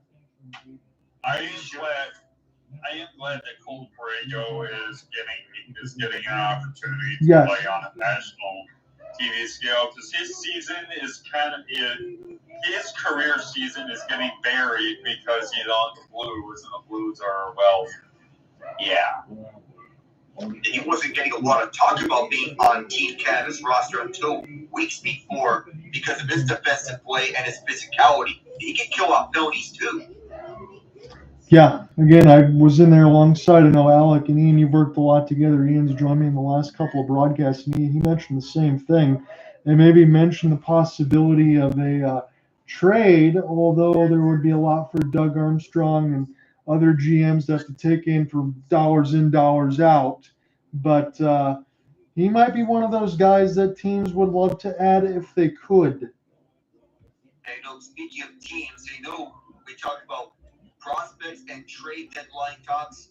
Well, we saw an upset over the Bean Pot with Boston University beating Boston College. BU was ranked number 9 in the NCAA. They just beat BC 4-1 for the Bean Pot. Cole Hudson, Brandon Svoboda, Cole Eisman, Gavin McCarvey. Of course, Hudson and Eisman are going to get the talks because they're 2 of the top prospects in the NHL. Those were the 4 goal scorers for BU in their upset win over BC in the Bean Pot. And Alec, I just got to say this. You mentioned Cole Hudson and Eisman. I saw them in the WJCs, but especially for Cole Hudson, he is absolutely ridiculous, Alec. And I would have to imagine anyone else in Montreal. I know they've been cooling off of late. If they can get Lane and Cole on that same line, look out. Just gonna swing a trade with Washington to make that happen. Yeah, you're exactly right. I didn't think about that. That's my bad. But yeah, Bill Guerin, now the general manager of Team USA, he's getting part of the looks. Alec's going to get set to take this one over for us. I hope that you have a much better free-flowing second period. And hopefully this goes a lot better than the first period, because the first period was total domination. See if Sam Howell has adjusted his strategies here in the second period as both teams take the ice. You got 2/3 of the Nova Scotia products on the ice. Crosby and MacKinnon, best friends together. Brad Marchand's on the bench. He is on the third line up against Zibanejad-Rickard's line. And here we go. Alec Nava, John Knott, Ian Genji. Second period's underway. Canada in the red uniform, Sweden in the yellow and blue. And Reinhart-Connor back at their own end. They're still having some trouble. Canada's moving from right to left. Sweden from left to right. Sweden is a designated home team, as it's MacKinnon, who cycles back over to the right point. Misplayed for Devon with Makar. He instead decides to shoot this towards the back of the ice. Gustafsson leads it for Brnadon, who set it up over the right side for Zibanejad. Chips it forward, gets slowed down once by Toews. Battle for it at the near corner. Rakell was also there. Was a last-minute replacement after William Karlsson withdrew. McDavid can't get around because Zibanejad is once again by the penalty box doors. Canada tries another re-entry. McDavid got stick lifted by Zibanejad. Good timing there as Rakell gets it ahead. No further. Here's McDavid. He's been the best player on the ice in that first period. We'll see what he does here in the second. Up ahead for McDavid with steam. McDavid fires and stopped by Gustafsson. I think Sweden's going to live with that more so than anything else. Again, you don't want to give up those seam passes to let McDavid get shots, but the fact that they were able to keep him away from the goal crease and have Donnelly make him pivot one time was probably just enough. A long stretch beat nonetheless between Makar and McDavid. We saw these two go up against one another in the Western Conference Final in 2022, while Colorado won it in a 4-game sweep. McDavid showed the hockey world what he could do on one of the grandest stages of the game. Morrissey chopped this one ahead, Sweden back up with this over the far half boards, and it's dumped in. Parayko the first to scoop it up, right around for the near side of the boards, held in by Victor Arvidsson, former Nashville Predator, current Edmonton Oiler. For the near side, chopped out by Canada, and chasing after it is Sweden. Not enough for an icing. It's just short. Shot towards the wall. It's Ekholm. He was a little bit dazed up by that. Elias Lindholm books it up. It's a race for the puck at the far corner. Morrissey got ahead of Arvidsson. Les Rouges pick it up as the nickname of Team Canada, at least in the men's national team for soccer. Turnaround shot went wide of Jordan Binnington. Back deep is Erik Karlsson. He looked for deflection and went right onto Binnington. Made 2 saves in a row. But that's something that Sweden was needing so desperately. Forsberg sent this in, raced for the puck, and Colton Parayko was that was dumped in from behind the red line, so don't ruin an icing. And Team USA had dinner with some of the USA legends, including Mike Modano, Guy Gaudreau, and some members of the 1980 Miracle team, Mike Ruzio and Rob McClanahan. That's just good to see Guy Gaudreau in that photo, isn't it, Alec? Oh, yes, it is. Yeah, it's such a great photo that they showed. And they kept the locker room installed for the late Johnny Gaudreau. That's a nice tribute to Johnny Hockey for Team USA as Canada wins this face-off. Onto the right circle as this is a little mishandled. Doughty applies, and this went over the net. That was so close. And it's collected at the near corner. Canada looking to restart with this once again. This went right by Seth Jarvis, but continues to be held in. Right around to the left point. Almost went up and over there as Sweden gets this one back out. Marchand restarts. And we slapped it deep all around from the far to near boards. Smash over the near corner. 2 Canadians and 2 Swedes. Patterson goes down as they are all fighting for the puck. Point was on John Cooper's Lightning. Lost it.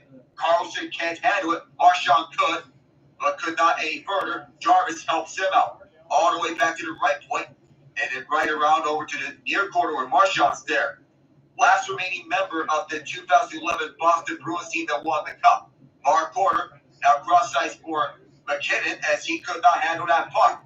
At the far half court, Pratt stick this one away, and the Deconar will restart. Sweden can't get anything up with this, but this is small yet nimble Jesper Pratt on the ice who collects this. This is point to pass, and this will go all the way back for Philip Gustafsson at the trapezoid, who leaves behind for team captain Victor Hedman. Chopped ahead. Eriksson couldn't handle it. Rakell could, and banked this out the boards for Eriksson, who slaps this one around. This might have went out of play, and the stoppage is held. Looks like Theodore and Kempe in the context. Shea Theodore might have got something up in the hand that's bothering him. He's going into the dressing room. It got into a headlock in the battle of Adrian Kempe, and yes, indeed, he's going to the dressing room to check up with medical staff to see what is the ailment with him. Seems to be the head, maybe that wrist area. We'll get the diagnosis later as the recent reports from Darren Pang and Jackie Redmond. So they'll be down to 5 defensemen. Remember, they are playing without Travis Sanheim, who is a healthy scratch for this game. See Peter DeBoer, head coach of the Dallas Stars, on the bench. He is one of the assistant coaches for Canada. And Sweden gets this one forward at the center in front, and Binnington could not see it. It's behind him. Sweden turns it over. Canada trying to get this one out by any means necessary, but Sweden continues to hold. So far, Sweden's played much better here in this second period in comparison to that first period as this puck is stopped. Yeah, yes, it is, Alec. And again, it's 3 shots on goal here so far for Sweden and nothing yet for Canada, as we're getting another camera shot in between that collision, as you mentioned, in between Kempe and Theodore, a little bunched up on the hands. You talked about it with Travis Sanheim. He's that healthy scratch. Should Theodore not come back into this game, you would expect Sanheim to jump in next time they play. You would expect so. If Travis Sanheim is up and ready, he's available. One of the best defensive defensemen for Team Canada. Jerry's on the Flyers, but the Flyers aren't doing so well themselves. Onside entry, Canada is back in. Chop this one forward on a backhand flip. It's gloved down towards the near half boards. Collected by Reinhart, who fires, kicked out by Gustafsson. Closest chance that Canada's got in this period so far. Sweden might have iced this, and they do, as the whistle was blown by one of the referees. Yeah, there hadn't been too many tough saves for Jordan Binnington. He really could have had a pillow there in the first. I'm glad to see he's awake and astute because he had to be there on Reinhardt's chance short side. He got a lot on that wrister. Yep. Chris Rooney, Gord Dwyer are referees. Ryan Daisy, Scott Sherry are linesmen. This an offensive zone face-out for Nate MacKinnon up against Mika. It is won by MacKinnon, back to the point on a shot that went wide, and then on to the opposite point, collected at the near corner by Parayko. Behind the net is Crosby. From Gretzky's office, Hedman was there. Conn Smythe Trophy winner against Conn Smythe Trophy winner. They have trophy cases full of awards. Crosby, member of the Triple Gold Club. Parayko collects it at his own trapezoid, and Canada will move it up. Toews moves to the center, over to Crosby, who received the feed from MacKinnon. Now over to MacKinnon it is, from a sharp angle, stopped by Gustafsson behind the net, as they're all battling for it. Picked up at the far corner by Eriksson as he braces for contact from Stone. Sweden. And good job by Canada to force an offside. Yeah, Sweden trying to go for that dump and chase again, and will get themselves offside off that previous drop. You had Crosby, MacKinnon near the left side dot, and a good short side save there alongside for Gustafsson, but Crosby never stopped moving his feet, still able to draw all that attention, Alec. At his peak, he is a dominant top liner. Now that he's 37 and still being one of the major face of hockey, and he knows that the next generation is coming, and to get the tutelage of these young stars that are up and rising. Of course, that iconic photo between him and Connor Bedard when Bedard played his first career NHL game. That would be iconic. Sweden is with this. And here comes Lucas Raymond towards that backhander. Turned away by Binnington. Oh, my goodness. And that looked like Anthony Cirelli collided into his own net and dislodged it. Yes, he did. And again, it does put a little bit of a smile on my face here, Alec, that Lucas Raymond able to get that speed. Josh Morrissey able to cut him off just enough to force up the backhand. Yeah, and Lucas Raymond able to adjust on his backhand. He is his penchant for scoring goals in the clutch, as we saw last season when the Red Wings were going for the playoff push. Now the Red Wings are in a good playoff spot to try and go and take it this year. Good run by Tom McClellan. Yeah, you and I, when we get back to the NHL part of it, might have to join in on a Red Wings game. Might have to selfishly ask you to take the driver's seat. Who knows? As we have Joe Eriksson on this faceoff, Ravens on his right wing. Canada wins this one. They go around over to the near half boards, get this one out. Foot race is going to be won by Rasmus Dahlin and force another offensive zone faceoff for Sweden. Man, oh man, you got that coaching staff there in the mix of Bruce Cassidy, Rick Tocchet, and John Cooper. I mean, you just can't get any better tutelage on that side for Canada, can you? Oh, that is a stacked coaching staff for Team Canada. We have John Cooper, two-time Stanley Cup champion. Of course, the championship experience matters, and Canada has the most championship experience. And the officials are getting the net camera fixed, so they're stopping the play for repairs. Yeah, we'll not step aside, but we'll just go ahead and take some camera shots here as we're checking this one in the Bell Center again. Alex getting his second period set for us. Looks like Jordan Binnington's all set back behind his crease. He is indeed set, and all the repairs are already done. William Nylander will see Sweden win this faceoff. Carlson sends this one across and was wide on the shot. Zibanejad can't hold it. Canada picks this one up, and they get this out to center. Softly back in this one around. Here comes David MacKinnon. Set up back for Marchand. That was actually Brayden point. Marchand picks it up. One time for this one. Stop by Gustafsson. How many times has he been under siege tonight? That was one of those times when he did not be asked to do too much. So one-timer was stopped right in front of the goal. Zibanejad flips this cross corner. This will be picked up by Doughty. Will feed it to his teammate, but Sweden is trying to hold it in. That was Edmund. Zibanejad also there. Still up for grabs. Canada able to scoop it up. No breakaway here. It'll be Kosovo along at the near side. Seth Jarvis was offside. We get the stoppage, and finally, the ice breakage.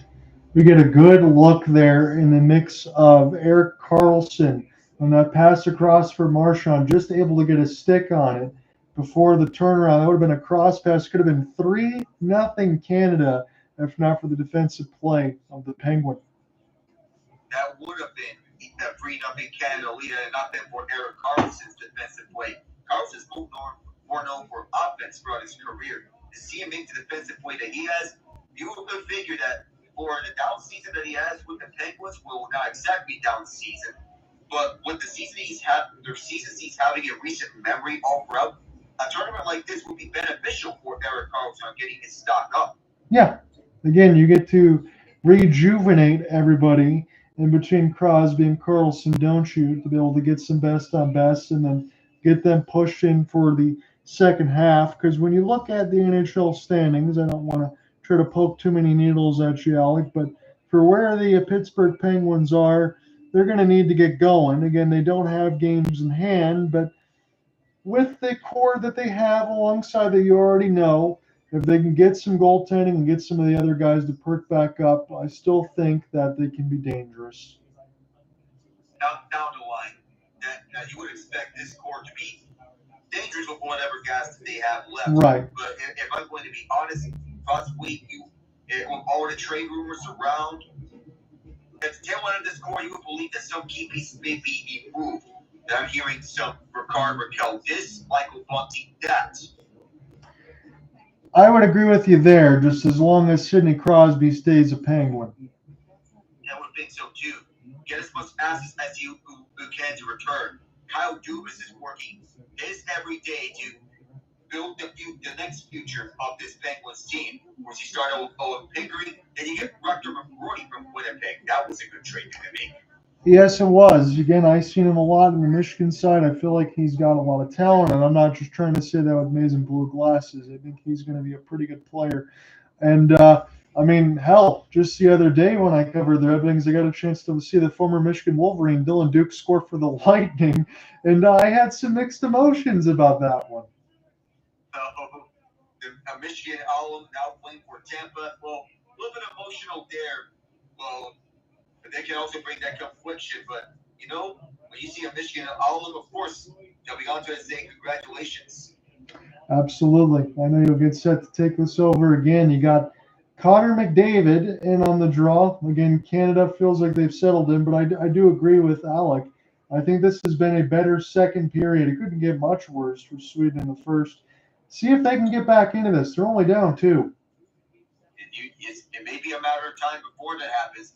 Darren Pang did say Charles Barkley texted him tonight during the game to let him know that he is watching this. If they hear that Chuck is watching in this game, Sweden is moving this from left to right. Why are we here at the NBA on TNT will be? It is a shame that the NBA on TNT is not going to be around for it next season because it's always good to see Charles Barkley. He's an avid hockey fan as well. Sweden with this at the neutral zone, but here's McDavid. Here comes 97. At the near half force. McDavid tried to center it. Nobody was there. Raymond on the other side. But McDavid went coast to coast in a flash. Like, how fast was that? Covered all the ice in about 3 seconds. And it appears one of the fastest skaters in the NHL. We're going to talk about McDavid, MacKinnon, and maybe even an AHL All-Star who got called up to the Washington Capitals by the name of Ethan Frank, who set the fastest skater record in the AHL at sub 13 seconds. Set a pass over to the right side and shot stopped by Gustafsson. That was a dangerous chance for Mark Stone as he was wide open at the right circle. Now here comes Sweden. Could be a 2-on-1. Set up pass right back for the trailer. Good stick by Devon Toews. Toews grabs a hold of it and then moves it up for MacKinnon. Absorbed the hit from Adrian Kempe and sends this for an icing. I will say this. I know Gustafsson made a couple of those stops look easy, but you just talked about it with McDavid able to steal it from Raymond. Crosby ended up having to run into the net and get back up. But Gustafsson has been pretty good considering the level of chances he's had to face. How many times have we seen players get shoved towards the net in this game? It's like the second time now. There's been a lot of it, Alec. Yes, indeed. MacKinnon will take this face up. Get stick lifted on the draw. There's going to be a chance for Sweden to get one-timer. And that'll be swallowed up by Jordan Binnington, who faces 4th shot of this period. The one thing that you noted, Alec, in the mix of all of Jordan Binnington's chances, they've all been from distance. They've not been able to get in front of the Canada, the netminder, or crack their defense. The sticks have been in the lanes in between Karlsson and everybody else. They've got to be able to get some danger on Jordan Binnington at some point. They have to get bodies to the net, send people to the net, and then get shots on towards the net from those positions. Here, Canada wins the face-off. Toews has it. Looks to the right for Makar. Lead pass intended for Marchand. That was a puck down with stick beyond the red line. Played out by Gustafsson. Can't play it, plays it to center. Doughty. Right wide over to Morrissey. Morrissey leads the way up through center for Brayden Point. A whip for us. A little slip and slide. And here goes Forsberg. Forsberg towards the back. Kempe had an intercepted for him, but Sweden picks it up again. Forsberg on his back end. Forsberg from deep. Blocked in front. Brody will keep this one alive. Sweden with this. Can't send it to the front as Forsberg went down. At the far side, Leroux just picked it up. Jarvis tied up by Forfeit. Jarvis trying to get around as he shoved away Forfeit, but that only allowed Doughty to pick it up. Doughty fighting Elias Pettersson at the near half force. He flips this to Binnington, who will cover up with 11:27. So I know I mentioned a little bit in the first set. I didn't think this game toward the round-robin side of it is going to be as physical, but in the second period, we are starting to see a little bit more hitting. We didn't see anything back there with Shea Theodore just yet. So as Alec mentioned, it's still 5 defenders here for the Canadians. Still no status update on Theodore. Of course, that wrist is what we're focusing at to see if he can return. But so much better for Sweden right now. They got to send people towards the lowest slot. That's where they need to go. Probably a chance for William Nylander to do something. He did win this face-up, but he got to send it towards the net. Shot was wide intentionally, as Nylander could not pick this one up. At the far half course, moving it is Cirelli. Cirelli got this from just behind his red line, picked up by Karlsson. Karlsson almost got decked, as Sweden is able to move this one out to center. Toews picks it up. wearing number 5 because originally the number 7 was to be worn by Pietrangelo before he withdrew. At the far side, this is going to be not icing. It reaches Gustafsson off a weird bounce off the boards. Yeah, he's going to have to hold that one, Alec, because there's plenty of Canadians right there in front of the goal crease as they're getting some highlights there of the physical play. A little more of a shoulder checks as Ekholm, and a lot of those guys got roughed up a little bit of being an ozone draw for Team Canada. Travis Konecny being one of those as well. He's the definition of an agitator, a Brad Marchand type. Small in height, yet they play with so much heart and are bigger than how they appear to be. Tie up on the faceoff. This is going to be collected by Sweden, but Canada holds this one in for a brief moment. Zibanejad gets this one out. Rakell at the far side. Sweden's changing. Rakell waiting for help. Still beholding this puck. Trying to get around for the far side. Tied up by Toews. Raymond trying to help him. As Doughty fell down. Raymond with it at the far side. Off the boards over to Hedman. Hedman fighting Brody. Brody towards it. That scores! And there it is. Sweden's on the board. That looked a little unorthodox, didn't it, Mr. Nava? As Victor Hedman had to play the carom, his pass probably led Brody a little bit too far toward that right side post. I'm tracking Binnington's eyes, and he never saw the puck. Hell, I never did, as it went toward the right side of the mesh. I mean, that's a perfect shot up over his head in the butterfly. Nobody even saw this for one moment. At the near half boards, this actually may have touched Binnington for 1 split second off his left shoulder pad before it went into the net. That's a huge goal here, and that might set up some implications as it sits 2-1 with half a period to go. Take it away. 6 previous shots in favor of Sweden in the second period. That is of note. Makar, a little dipsy-doodle around 2 Swedes. They're just needing something back here. This crowd was quieted. Most being predominantly Canadians as Canada iced this. Just 3 shots in the second period, but there's a lot of ground to make up for that. Yeah, there is. And again, Canada's still in the driver's seat right now. But, Alec, I guess I can say this, honest. I'm just glad to see that pushback for Sweden. It felt like they were on the back skate all day. And then now they're finally starting to show some signs of life. You can test Jordan Binnington a few more times here, and who knows what's going to happen. And Jonas Brodin did exactly that, testing Binnington from a position where his eyes could not see the puck properly. It was partially screened by Sweden, and that's what led to that goal. Halfway point of the second period. Hedman to Nylander. Nylander from distance. That was blocked in front. Rakell fighting for the puck. Held it by Hedman again. Another shot. Tested. Binnington had to hold on to that. This was dangerously in front. There was Brodin again. That was a really good look. And again, you've been calling for it all night, Alec, to get traffic out in front. I thought that was probably Sweden's most dangerous chance. Not with the goal was standing, but it's starting to look better now as they come into the break, and all of a sudden they got some intrigue.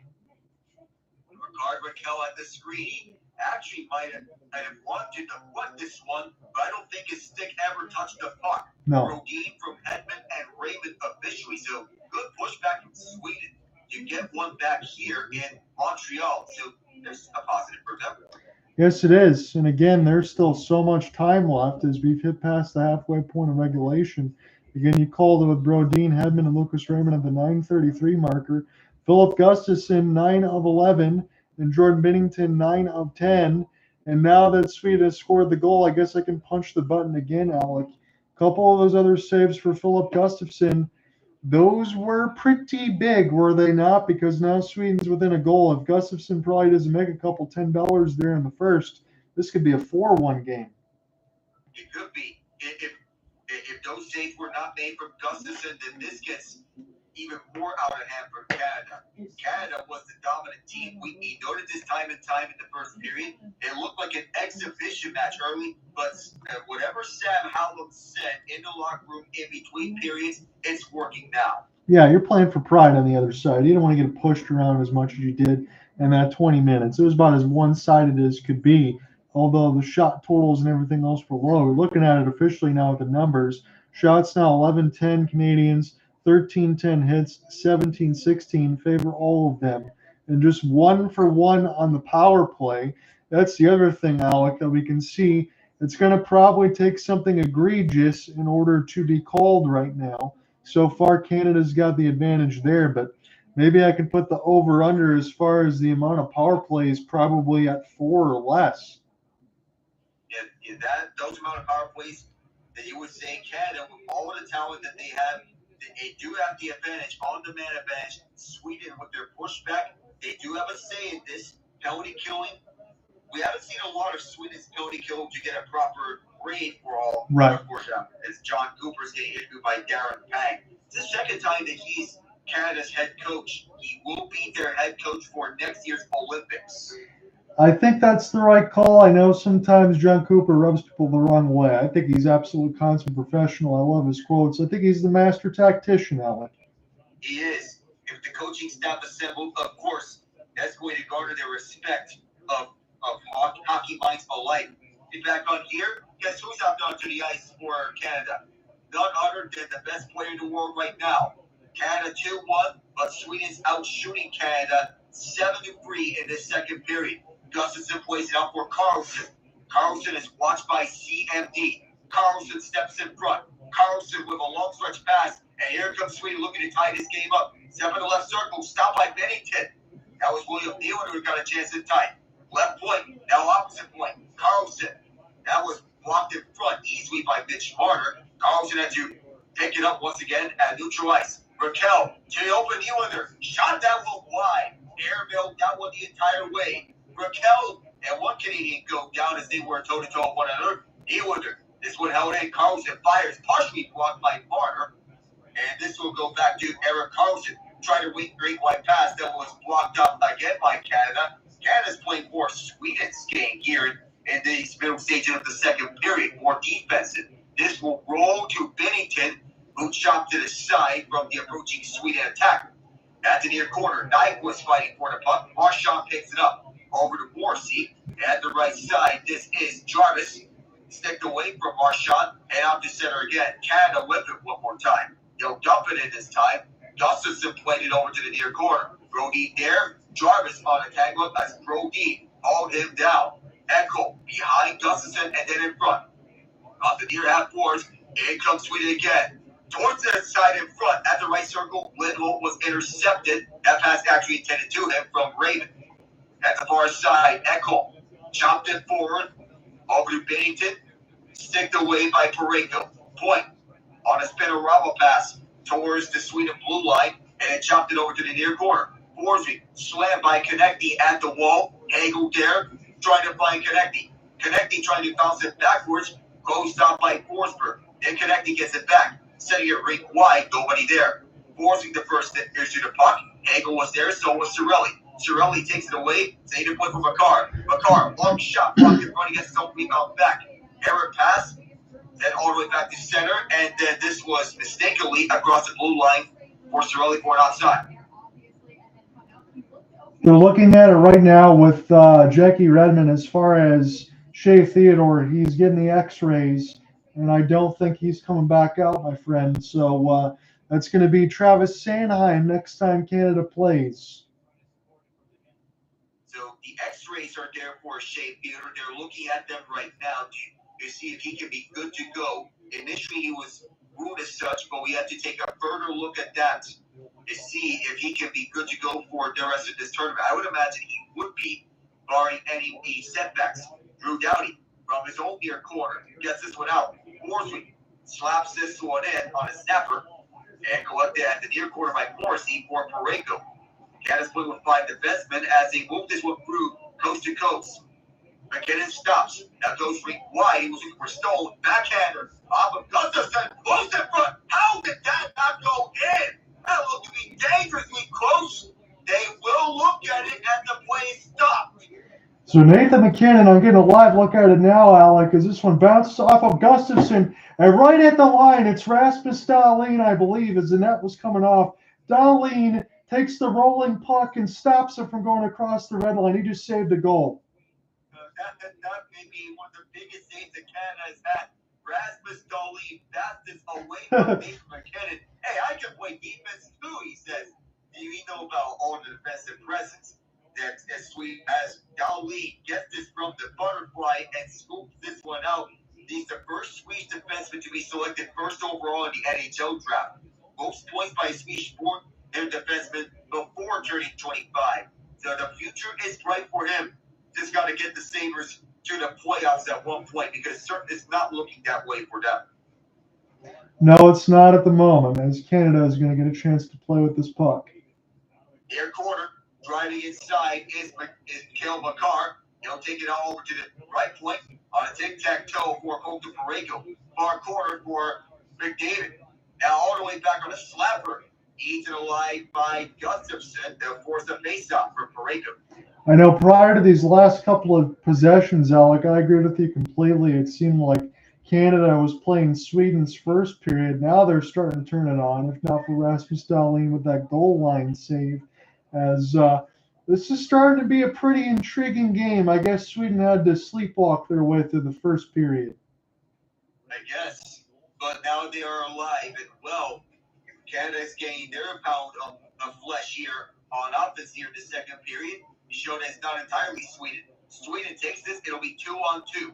Nylander will send it over to the far side for Rakell. Rakell to Nylander. Oh, that was a dangerous chance in front. They couldn't get that one towards the goal. Long shot in front, blocked. And here comes a partial break for Canada. Here's Crosby. Fires it. Fought off by Gustafsson. Tips towards the far corner. They keep to line. Crosby in front. Canceled out. Can't get a clean shot on goal. As this is flung around through the far side of the ice. Zibanejad sticks this one away. Sweden pump fakes on the pass once, and moves ahead. Hedman takes it slowly, and it sends it over to the far corner. Nobody there as Parayko will scoop it up. Colton Parayko. Teammates with Jordan Binnington with the St. Louis Blues, both members of the 2019 Stanley Cup winning team. Parayko picks it up from his own zone at the trapezoid, also with Marchand, one of free Nova Scotia native. Taken away by Patterson. Harrison off the side of the cage at the near side. Now fight for it at the far corner. Forsberg there alongside Patterson. Loose stick that was Patterson's, and Canada takes it away. For a split second, Carlson kept it in. Sweden trying to tie this game up. Marchand took it away. Gloved down by Sweden. Now taking this back ahead is Erik Karlsson, the former San Jose Shark. Karlsson will drop it off for Adrian Kempe and back for Karlsson. Karlsson rinked wide to an open man. One timer is blocked in front. As we flutter back over to Karlsson at the near corner. Fight for this puck. Canada picks it up. And Marchand scoops it up out onto the Swedish zone. Erik Karlsson, he's been out there for a while now. Weiss Lindholm gets this down all the way. Binnington gets it to the near corner. Down to traffic. And McDavid in trouble. Low stick whipped, and Lindholm will play for Sweden. Beat over to the left circle for a shot. And a stop by Binnington. That was dangerous. He was partially out of his crease. Sweden's having to wait now. Forsberg trying to find a little bit. One timer, left circle. What a stop by Binnington. One of his best ones yet. And now Canada has a 2-on-2 the other way. McDavid will just send this one down as he was going face to face with Dahlin. Forsberg backhand this one away. Raymond sends this to center. To be picked up by Forsberg as he'll drive away at the far side. Past Doughty. At the near corner. Fight for this puck as Sweden chops it back inside from the near half boards. Arvidsson goes to the line. Edmund could not keep the zone. And this will be with Canada. Sam Ryan will drop it for Toews. Toews waits with this. Nearly 4 minutes to go in this second period. Sweden with the only goal in this middle stanza. Now 4 minutes to go. Towards the far side for Doughty. Now back over across for Toews. As it was gone all the way at the onside for Hedman. Still no sign of Shea. Theodore. Eriksson starts up for Sweden. Raymond taking it inside on the little spinorama is Sweden. As Jesper Brett trying to take Canada off for a ride. Raymond decks his men at the near half boards. Konechny takes it away. Over to Morrissey. Morrissey at the near side for Cirelli. Cirelli across under the right circle for a shot in front. Rebound is loose. And there was an open net, but Sweden canceled that one out. Raymond back with this on a 3-on-2. Raymond tucks, holds, fires, stuffed by Binnington. Out inside by Sweden. All the way for the point for Echo. Blast one. Binnington got that one too. Canada will try to clear it, and they will do so. This is not a power play, but Sweden is playing like it is one. That's Swedes are within one and a shot force. The Declanar, back with this Rakell. What a move. Over to Ekholm, who will float this one down. Devontae is the first one back. Rakell dared to take it away from him. Rakell still holding on. Rakell pinned by Toews. MacKinnon trying to free this puck away for Canada. They have it now. Loose puck is scooped up by Sweden, but Nylander was pickpocketed. At the far side here comes Sid the Kid. Sidney Crosby, one-timer front score! Mark Stone from Sidney Crosby, and the 2 goalies restored. Wow, that was incredible. Actually, you did such a great job, Alec. The back and forth. Lucas Raymond line. Gustav Forsling sets up a wonderful 1T. That stop there on the other side from Binnington. Crosby had a couple breaks. One, he got denied off the long shot. This time, he gets inside out positioning off the back skate against Forsling. Dahlin can't pick up Stone, and that was blasted 5-hole right through Gustafsson. That was the best back and forth action we got all day. Indeed, non-stop back and forth action, just the way this tournament is about.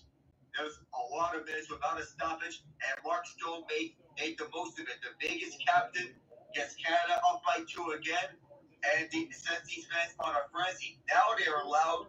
Now they are proud once more. Canada wins the ensuing face-off. With the far side, they lead it up front. In pursuit is Point. 2-time Stanley Cup champ with the Bolts. Out of this possession, the lead there. At the far corner, Eriksson trying to get it out. Canada not in position to hold his own. Seth Jarvis restarts it. Jarvis centering pass for Point. Mishandled. Marchand there has his pocket picked behind the net. Sweden wants to clear it. Adrian Kempe can't do so. Kel Makar had it off of him, and Elias Pettersson back with 2-on-1. Pettersson, he is forced wide of the rink, and then now it's Erik Karlsson. Last one, Binnington. There was someone blocking it in front. Karlsson keeps the one alive. Ekholm fakes a slapper. Jarvis forces him wide. Ekholm right in front, and Binnington might have got a piece of that one. Elias Lindholm fresh from the bench. Onto the left point for Ekholm, staying out there on the ice. Erik Karlsson looks for a lane. Now fires it. Binnington down, and he kept this one out. Little snow angel there for Jordan Binnington as Brad Marchand, little push out in front of the goal crease. Things are starting to percolate a little bit as teams exchange goals, but Mark Stone's got the latest on a gorgeous setup for Sidney Crosby. I know that's going to make you happy there, Alec, at least a little bit in the mix as we go to break, but I'm so glad that you got the second period in all honesty, because first period was a little bit of a wake-up. Second period's been the flow, and I'm really glad, honestly, to see this from Sweden because they just couldn't do much in that first. Now their offenses get going. Hell, the 4-2, 4-3 that we're kind of thinking this could be, that might end up being exactly where we will be. Indeed. It's good to see international tournaments like these. You know that all the teams are sharing much of the same hotels around unless they are staying at different hotels. So you get a sense of familiarity of who you're going to be up against. Say what the players you're going to face in this international tournament. It's all close together. And John Cooper, who said that before this international tournament started, it's most of it like the 2020 Stanley Cup playoff bubble. Everybody was together. Everybody having fun and conversing. But when those games started, it was a war. The only thing that was crazy, there were no fans. Now you have fans in the arenas. It's a packed arena, and the vibes are much different. Yeah, I really couldn't say that any better, and that's why you got that quote from John Cooper. He's exactly right. Really, the only difference is the fans. We're seeing the quality of play. We're finally getting it. Certainly took a little bit to get started there, but Jonas Brodin in the mix from a shot toward the right side from Hedman and Lucas Raymond made it a 2-1 game. And then Sidney Crosby, the second time, this on a breakaway. He's on the half spin, sets it up for Mark Stone, who's right off of the rush, 1T, and right past Gustafsson, 3-1. Gustafsson, 11 of 14. Jordan Binnington, 11 of 12. I will say this, my four eyes tell me, Alec, the Canadian defense has done a great job of blocking shots because those slappers from Sweden probably hurt a little bit.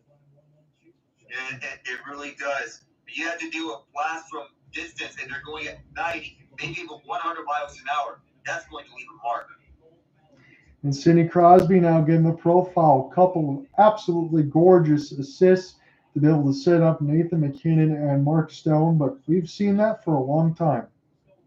In his prime, he does this at his very best. One of those when he set up Chris Letang for the Stanley Cup winning goal in 2016 when the Penguins won it that season. 2 assists, both of them primary assists.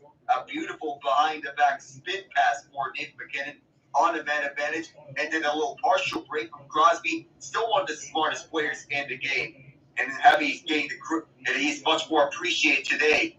Erik Karlsson set up the one-timer at the left side, was wide, and an intercept here. Not what Sweden was looking for, but Victor Hedman at least has a chance to get this opportunity set up once more. Long stretch pass, missed his man, and Canada will have a chance to set this one up again. McDavid trying to get a second point this game. Out back for the point. It's a little big slapper from Parayko, who instead fires around for the far side of the boards. Behind the net, Marner got slipped up his feet. No penalty, arm is in the air. Sam Reinhart against Victor Hedman. Right around for the far side and chasing after the puck is Morrissey, the Winnipeg Jet. Morrissey in front, could not find Reinhart. And he'll be taken away by Sweden with 40. Around for Erik Karlsson at the near boards. Karlsson moving up through the ice. Double teamed as he was trying to get something around. Now behind it for Zibanejad in front. Oh, that was almost a dangerous deflection off one of Canada's own players. That would have been not so welcoming for the Canadians. Now up this side by Canada, and the Connor will pick it up at their own end from Joe Eriksson-Ek. The Rouges back on defense. At the far half, we're seeing the Sweden bench. Sweden tangled up on the entry, and Canada will possibly run out the rest of the clock as Sweden's trying to generate some pressure. There will not be any as such. And an arm is up in the air. This is not the end of the second period, as the arm was up before 0-0. Yeah, we'll get a one more face-off here, but you called it there in the mix of that back pass as Karlsson was trying to drive the net. The puck actually deflected off of Devon Toews' stick. Fortunately for Canada, it went wide of Binnington's net. Yeah, that was the fortunate part. That would have been disaster had it gone out to their own nets. Don't give nightmares of it by Lafreniere.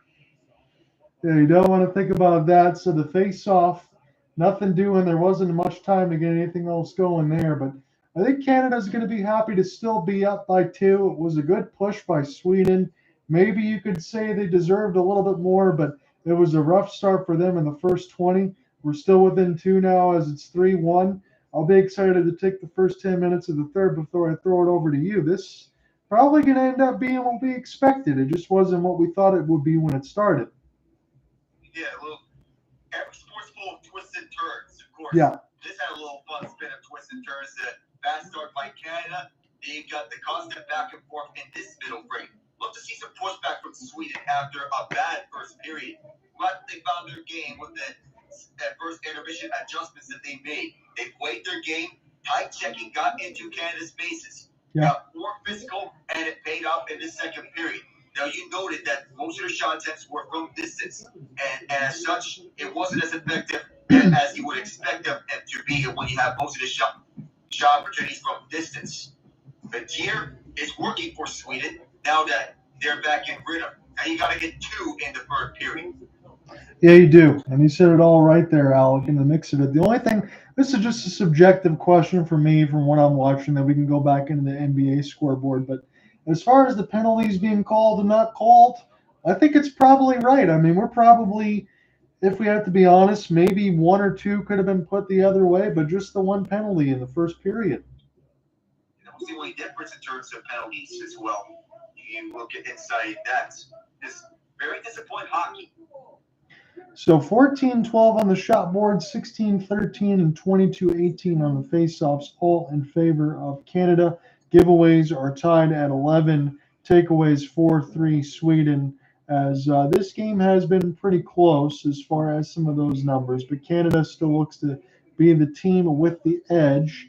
Do you want to jump in a little bit on the NBA scoreboard, because there are a ton of them tonight? Yeah, we can get to that as well. There are some final scores that the Pacers do survive in overtime against the Wizards, 134 to 130. How is this even close in the first place? The Obi Toppin with 31 points, 10 rebounds, and the victory. Though Washington did have some pushbacks from Jordan Poole, who had 42 on the night. He had a nice bounce back season for him. Good to see that going around. 5 assists and 5 rebounds for the Poole part. Yeah, I always thought Jordan Poole was a pretty good scorer in the NBA when you saw it in between Michigan and Golden State and now Washington. I know they have to have somebody score in the mix of it, but I'm glad that you mentioned it. It's been a better season for him. Much better for him. Another one of those final scores that the Boston Celtics won 116 to 113. So one of the guys from Patrick Circle, Pat Cast, he actually went to this game. He got to watch the Celtics win 116-103 to win for Beantown as Jason Tatum put up 32, 14, and 7 in the victory. Man. Kristaps Porzingis with 29 in the starting 5. That's absolutely crazy numbers. On the other side, De'Aaron Fox ends up with 23. Victor Wembanyama, pretty cool stat line as he's the unicorn all the way across. That's what Kristaps Porzingis really is too. Just 1 of 6 from distance, but he's got 17, 13, 4 steals, and a couple of blocks for Wembanyama. So the usual for Wembanyama, the casual double stat line for him. In Cleveland, fenced off Toronto 131-108. All 5 members of their starting 5 double digits in scoring, and not one of them got past 21 points. 7 players got double digit scoring, and 5 of them at least 14 points. Darius Garland, Donovan-Mitchell, Max Strus, DeAndre Hunter, they acquired from Atlanta, and Sam Merrill. And Alec, as we look at that, as you're throwing these numbers across to me, and I'm checking the box score, when I see Cleveland and I see them ready to get going for the playoffs, you know it gets it more individualized, little one-on-one matchups, and the stars have to be stars. But seeing Cleveland continue to get this production all the way across the boards, even guys in off the bench that get multiple points, I think Cleveland's going to be just fine. Well, if we want to talk about a team that's getting most and if we're going to talk about a team that's getting production from mostly across the board, let's go ahead and take a look at your Pistons real quick, John, because they're having another good night against the Bulls. It is the Bulls, so I really don't want to get too far ahead of myself. Again, I know that they're missing Jaden Ivey and all that, but Cade Cunningham, I just want to say this again, honestly, I'm so happy he got selected, even as a backup or whatever. I'm glad he's getting all-star recognition. Yep. Cade Cunningham, 26 points. Jalen Duren, 14. Tim Hardaway Jr., 5 points. But Alzar, is it Ozzer? Yes. Is it Ozzer Thompson, 15. Tobias Harris, 18. So, except for Tim Hardaway Jr., all the starters are in double figures. And the only other thing, and then I'll let Alec take over here, I guess it's not changing on the guard, Alec, but I was just glad to hear it because when Trajan Langdon talked about what they wanted to do at the deadline, he said, flat out, honestly, I didn't expect this team to make the playoffs, but credit to the players and credit to JB Bickerstaff, and he figured you want to get somebody like Dennis Schroeder because it helps out Cade Cunningham and all that too. But the point I wanted to make was this. Malik Beasley said, please don't trade me. I want to stay here. You don't normally hear that too much in Detroit, so I was glad to be able to hear that from Malik Beasley because he's had a great year. Well, speaking of Beasley, he has 8 points, so 2 more, and he'll also be in double figures. So there's that. This is one of the best teams that we've seen from Detroit in a long time. And I'm glad that this Pistons team is finally getting to turn on the groove at the correct opportunity when they see it. This breakout was long due. Yeah. Cunningham having an all-star season. I'm glad he's finally getting the recognition he deserves. The Rockets hit a skid. My guys have hit a bit of a skid. And of course, some young teams would usually hit skids like these as for how good of a season that we've had. 6 straight losses, and then you finally get over the hump and over the Raptors. Yeah, I know it's the Raptors, but you got to get something to get over this losing skid. We're currently in a tight game against the Phoenix Suns, but even for the Suns having a tough year, they're going to be I feel they are going to always be a top out because, whenever you have Kevin Durant or Devin Booker or when either one of these two are out, they're always going to be a top out. Yeah, they are, and you're exactly right about the Rockets. Again, we saw them a little bit in the tournament and all that too, but you and I and everyone else thinks they're just going to be just fine. Again, young teams, as you said, they go through things like this. Ime Udoka is a great coach. They got a lot of talent. I do think as it comes across, and I know we talked about this before, in the mix of some of the point guard help, they will get that down the stretch and over the years to come, and I think the Houston Rockets are going to be just fine. I just think they need somebody like a dominant primary point guard to help kind of drive their offense and keep things stabilized. Let's keep an eye on continued development of Amen Thompson to see if he can take over at the point guard role.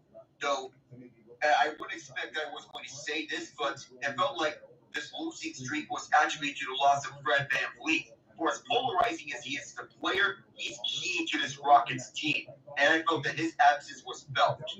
Yeah, well, if that's the case, Alec, then there you go. Because, again, as you talk about some of the stuff in the tournament, it wasn't all that crazy as far as the numbers that he's putting up. But he's one of the guys that actually makes sure that your offense can stay where it's supposed to. Of course. I know for a fact. Oh, Ian, you want to go ahead? Sorry, I was just taking a look at the scores, and I saw that the Oklahoma City Thunder have come back on the Miami Heat. They were down. Hang on a second. In the Thunder, they were trailing in this game by at least 14 points. 16 points if I remember, or 20 points. Man, I just to say this honestly, I think Andrew Wiggins can do a lot of the same things that Jimmy Butler did, but it feels like as soon as you take Jimmy Butler off the Heat, you take a piece of the Heat away, don't you? You would believe so as well. That if you take Jimmy Butler off the Heat, then you're missing a huge piece to your core. Even for his age, he can still ball out. Yes. He's going to do so at Golden State. He got his wish because Miami reached their ceiling already with Jimmy Butler, and he's frustrated. He wants to win. He wants to go to a championship-winning core. I'm not sure if Golden State's exactly a championship-winning core. So again, essentially, Alec, from what we're saying for the Jimmy Butler trade, this is probably the last stand for Golden State, you would think? I believe so. This is Golden State's last stand with Steph Curry, Draymond Green, the two main faces, the two main members left from the championship-winning core they won with those 4 championships. Oklahoma City went on a 21-0 run. Oh my goodness! I'm glad you said that because I looked up at the box and I was like, "What the heck? It is 21-0." Now it's 24. This is unbelievable. I've never seen anything like that. So they're not well since the Mavericks 30-0 run. No, the Hawks and the Knicks look like they might go to OT. Again, that one in the last 2 seconds. I'm just glad to not have to see the Hawks because the last time the Pistons played them, he hit that shot from half court. And then the very next night, it was Darius Garland from half court as the Pistons lost back-to-back games. That one was a little bit of a gut punch. Trae Young has 34. And my goodness, Karl-Anthony Towns, back-to-back 40-point games. He's got 42 tonight. What looks like a high-risk, what looked like a very high-risk trade in the offseason is paying boons for the New York Knicks. Yeah. Between Brunson and Towns, they got 72. Yeah, I was supposed to say that. And Precious Achiuwa with 24 to add to the high scoring. Dyson Daniels 23, Georges Niang 21, and Al Finney all tied up at 137 and a high scoring shootout. Let the points rain down. More basketball in that game. And not to mention, I should have led with this too. Not only does Trae Young have 34 points, he's got 18 assists. That's John Stockton-esque. 18, fellas. Yeah. I mean, I've heard of players having high rebound games, but that number of assists in a game, that's 2K. It is. He's playing 2K tonight. We're seeing a natural point guard at work. Yeah, he really is good. He can do everything. He's a threat all over. He can shoot. I'm looking at this. I know it's not a big box score as far as the two teams playing in the Kings and the Pelicans, but I do want to shout out Mr. Keon Ellis off the bench, the guard from Alabama, the 25-year-old. He's got 27 on 10 of 14 shooting and 7 of 11 from distance for the Kings as they got a 2-point lead. And I forgot Brandon Ingram is no longer a member of the Pelicans as Zion Williamson has 28. Wow, Zion Williamson actually showed up for a game? That's the story. And unfortunately, because of the injuries and all the other stuff, that has to be the narrative because I liked him too, but I was worried that a body type like his and everything else, I know the talent, I just didn't know if he was going to be able to last. You wonder. And now they're showing the odds of who's going to win Four Nations MVP. The favorites being McDavid, MacKinnon, Crosby. That would have ruled out Matthews from this year if USA were to win in the whole thing. But nonetheless, if it is Canada and McDavid is the best player throughout this tournament, I would believe it. And so far, early showings, would I be saying Crosby here? Alec, you're not wrong. I was just going to mention that too, even if you weren't going to. I know it's your favorite player and all that, one of your favorite teams, but Sidney Crosby has looked like the truth, especially in that second period when McDavid was kind of doing all the flybys in the first. Crosby is showing you that he's still right there. And again, you already know this, and so does everybody else with the multiple Stanley Cup championships and the leadership and all of that. And from all the concussions and everything else, when you're worried about his career, that all that stuff has changed. He still looks as good as he did when he first stepped out on the ice, and I'm saying that in all honesty. He is. He got King Henrik over Madison Square Garden Yep. during the next game. A lot of good sights that they've been able to show all the way across on TNT. We still got NBA games to talk about in the mix because there's a lot going on. The Timberwolves have a 101-99 lead at home. It is 19 for the new Milwaukee Buck and Kyle Kuzma. I am not seeing Giannis Antetokounmpo, so he must have an injury designation here, Alec. On the other side, Naz Reid with 22, Rudy Gobert with 20, Anthony Edwards 28. Tight scoring game that may come down to who has the better defensive possession at the last moment. That's how I would make my impression on this. And we have to check this, and we always will because of the trades. Luka Doncic, 13, 5 of 10. LeBron James with 12, and same thing for Rui. They're down 8 to the Utah Jazz, as Lauri Markkanen has 17 to lead all scorers in this game so far at the half. I'm surprised that Utah didn't move Walker Kessler at the deadline, given that he's got a lot of some trade talk destinations around. But good that Utah kept him because he's vital to their future. Yes, he is. He's a good player.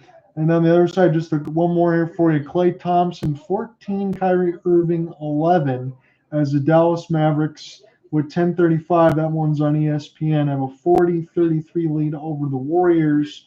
Not a lot of scoring here. It's just all the way around the board. But Jimmy Butler does have 6 for the Dubs. Yeah, number 10, not usually a familiar number for him. We're used to him wearing the 23, 21, 22. But number 10's new to them. The Nuggets. Let's look at this one now. Jamal Murray, cool little 30 spot on 10 of 15, 6 of 10 from distance. Nikola Jokic only having to go 13 points already, but he's already got 11 rebounds and 7 assists as he's on yet another triple-double watch. 12 points for Anthony Simons, and Donovan Clingan, the big man that we watched out of UConn, has 6 for the Trailblazers. I know what I'm about to mention is a different sport, but of course, this Sunday, of course, being the biggest day in racing, at least in stock cars, with the Daytona 500, pole winner Chase Briscoe in his first race with Joe Gibbs Racing. He signed with them after Stuart Haas Racing shut down. He's going to be starting from the pole. The big storyline, Helio Castroneves. He could become the first driver to win both the Daytona 500 and the Indy 500. He is attempting to drive on Sunday night for Trackhouse Racing in the number 91. Could be history on the horizon if Castroneves wins it. That would be pretty cool to be able to see Castroneves. I was able to watch that one time when I went and saw the Indy 500. Are you covering any of the stuff on Daytona? This Sunday. That's pretty cool. So look out for that on the X space there, and alongside Adin or Alec, I'll get set here for the third as we're getting settled underway, and then Alec's going to have the back half, and immediately the Canadians will ice the puck. Again, the shot board is a lot more even. It's 14-12 for Canada. Sweden trying to make a press in that second. But again, as we told you, it was Jonas Brodin at 9:33 from Hedman and Raymond, and then Mark Stone after the Sidney Crosby back pivot sets him up for a 1-2, puts it right past the net of Philip Gustafsson, as Nathan MacKinnon can't win that draw. This one is blocked out in front of the defense. MacKinnon off the back skate, and now Crosby will take the long lift, who's got a couple of points in this game. Back and around the end boards for Willie Nylander. Try to start this one right to left against Sweden. And the yellow jerseys, a mix of the blue striping of pants, Canada, and the red with the black pants. Victor Hedman off the touch. This one goes wide of Binnington's cage, and a good step up there for Sweden. As they'll have to take a back look here for Colton Parayko. Now right to left come the Canadians, as this one's sent in now around the inboards again. Shea Theodore is not going to return, so that means Travis Sanheim's probably getting to start the next couple of days. Slap shot for Parayko. He got all of it from Connor McDavid, but that was held by Gustafsson. Canada have been a little behind here. We do get the recent news that Theodore will not return to this game, so now 5 defensemen for the rest of this game. That was a booming slapper for Colton Parayko. So you may have saw it on that link, but that setup from right behind Canada is what generated that Connor McDavid on the half spin. Yes, it was. And again, now Joel Eriksson, one of the best defensive and two-way players there for Minnesota Wild. He gets to be able to stay in the circle in between Connor McDavid, who wins his own face-off draw, now skates behind the mesh. Number 97 will play this off the backhand pivot and across the right side wall. Sweden now trying to find it. Eriksson have to turn around as it's McDavid off a little loft. Here's Parayko, slowly D to D. This one goes bounce right in front of Forsling. Will just shovel it into the corner and send this one down the ice. John here with you alongside Alec Nava and Ian Genji. Again, Alec's going to get set to close this one right at the half for us. It's a 3-1 lead for Canada, as this is now in the left side corner. A couple of bounces there. Brodin trying to find this puck, and now Marner will take a loft ahead. It's a race for it right now. We'll see who gets to it. This will be an opportunity there for Sweden just to get a piece. And around the corner, Kempe now. Try to take this one right to left of the LA King. We'll send this in alongside Carlson. Long shot, scores! Adrian Kempe! It looked a little heartless until it wasn't. And now Sweden's within a goal. There's the firepower that Sweden needed. They showed that in the second period, and now an innocent-looking shot trickled to the back of the net from the high slot. Kempe takes the setup feed on a partial rush. Eric Carlson waited and then found Kempe as he got around through 1-2 Canadians. It looked harmless at first, as Canada has a potential takeaway for them at that moment. But Carlson made the perfect pass over to Kempe, who curled and dragged right through Drew Doughty. All who had touched up with on Kempe's stick. Yeah. Got in for the goal that put Sweden within 1. Man, it honestly feels like Jordan Binnington's got to have that one. He did not get it. Now it's 3-2. Sweden, they're looking pretty dangerous. Here's a touch pass near the right side. Here's a chance that gets deflected off the back side of the mesh. Kept in now from D to D as Binnington gets back into his goal crease near the right side post on the stand-up. Again, it's a one-goal game. It was 2-1, now 3-2. As this will be sent back around for Elias Pettersson. Jarvis able to keep this alive on his back skate. Jonas Brodin trying to join in on the fray with Philip Forsberg. Now Sweden, this is just a massive humanity near the left side dot. Canada trying to break this out from 50 feet back behind their own end. Gain the red. It's Brayden Point, Tampa Bay Lightning man. We'll send this one in. Again, I'd split the difference with Alec between a 4-3 and a 4-2, and we might definitely get the scoreline we thought we could. It was just the first period that looked a hell of a lot different. 16:55 left to go in this third. We're watching this one from the Bell Center on TNT. Glad you could join us here between Twitch side, the Twitter space, YouTube, everything else across the board. As this one's now sent in. Canada will try to send this around the embankment. We finished off with a check there. And now Sweden over Victor Hedman. Finally find the vulcanized rubber. Hedman, good outlet pass, a little bit too hard. And across the red line as Canada will try to send this one back in. Sweden will go ahead and take some changes. Already near the bench anyway. Bounces off of Sweden. Offsides is the call. 16:24 in the third.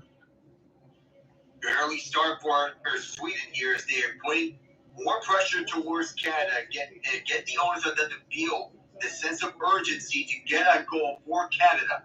That Canada needs to get this next goal, you would believe. And I shouldn't be surprised, Alec, as far as Adrian Kempe. It doesn't matter usually for him. Anyway, anytime it's a big game, that guy's a goal scorer.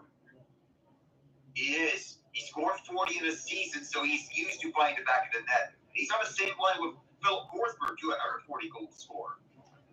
Now toward the left side of the dot, as we get a little bit of an overhead camera here. Now a little bit of a board battle as this has emerged. Now Nylander set up the 1T. That was just got a piece of the stick there for Binnington. That was a hellacious slap shot, wide open. Now enough to rush. McDavid trying to join the fray. It takes 3 players to bottle him up. And now kill Makar. We'll get the stick and go ahead and plug the vulcanize over for a moment. Take this D-to-D. Eight's all over the board between Drew, Doughty, and Makar. This will be stopped by Gustafsson and brushed into the corner as we get some more body contact. Gustav Forsling trying to find this with a couple of sticks. He's out there. And alongside Lucas Raymond on that third line, as this will be picked up now on the left side red line. There's a couple of touch passes. Sweden trying to use the glass just to be able to get it out of their own end. And now another race for the puck. This is a wide open Travis Konechny, but the pass doesn't get there. Lucas Raymond thankfully saved their bacon there. Good defensive play. He had to do a lot of that with the Red Wings. He's used to it. As this is now a chance for Doughty. This one is saved by Gustafsson with the right pad. And now Raymond push this one in the corner there. Joel Eriksson Ek now in a battle with the puck as it just rolls over the blue line. And now be sent back down as Canada gets a chance to start again. 16-13 on the shot board. We should be set up for a good finish. This is now Matthias Ekholm. Oiler now will push this one toward the right side dot and get it right back. Ekholm's feed. This is a good pass ahead and then just taken away by Brad Marchand. Marchand goes in across the Four Nations logo. Brayden points off sides. They get a stoppage with 14:36. It didn't look like much on the offside, but it was just so slightly that you couldn't even tell that Brayden points offside from the angle that we got. This is a little overhead, but man got both feet inside a little too soon. That's all it was there. Again, tournament rules, all games will be played in accordance to NHL rules, except for overtime, which will be 10 minutes for round-robin games. So again, I'll have to keep that in mind. All the other point totals are the same. So if we do get to OT, things are going to look a little bit different. Nathan MacKinnon now in his own end. Try to chase this into the corner alongside Crosby. That second line has been very good. Philip Forsberg will take the long shovel ahead. There's an opportunity now for a chase. And this will be recollected here for Canada. Nathan MacKinnon able to stutter step and stay with the puck as he'll work his way to the left side red line. This will be picked off for the moment. And now Sweden will go ahead and chase off the spin and turn. There's a shovel pass right to Hedman. Hedman now look for a deflection. This one will go just wide. Sweden trying to keep it in toward the right side dot. He's sent in deep now. Colton Parayko will go ahead and take the long flip. Lucas Raymond left the game in this third period. But again, I just saw him out there now. So we'll just go ahead and see how long that's going to change. Pass right out in front. What a stop by Binnington with the stick. Not sure who that was with the jersey on the other end. But here's Reinhart. Try to leave this one for Mitch Marner. Give it back to Sam. This is a good pickup. Now Rasmus Dahlin toward the right side. This shot goes wide. 13:20 left to go in the third as it's put into the corner. Sweden now will get this in across the wall and send it in deep of Jordan Binnington. This is a game that could go either way. Connor McDavid turning on the Jets. Works his way behind the net, goes for a wraparound. That one goes outside of the cage. He was going end to end. And then Gustafsson will just see the puck and fall on it.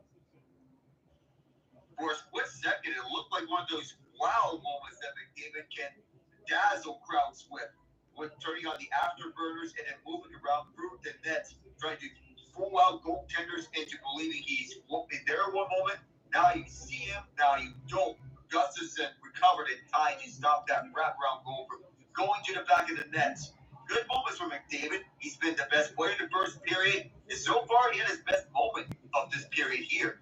Yes, he did. And again, selfishly, I'm just going to say this on the broadcast side now that I see that Lucas Raymond has left part of this game. My concern is immediately now with the team that I reside with. I just hope that he is okay. It didn't seem like there was much contact in the right corner. It certainly didn't look as worse as Shea Theodore for Team Canada. Imagine that if the pace not too much, then he could be good to go, but obviously he's not feeling at 100% after taking that contact at that right corner. That's what we saw from the TNT camera shot. Again, there wasn't much to say as far as the contact, but as we see, if we get any updates, we'll let you know across the board.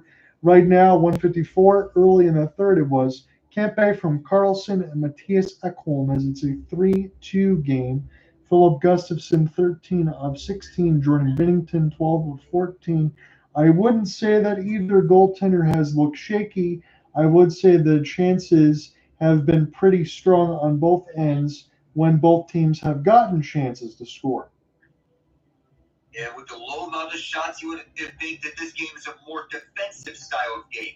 We're seeing that here in the Four Nations face-off. Shots are earned, not given, and we're seeing defensive masterclasses on both ends.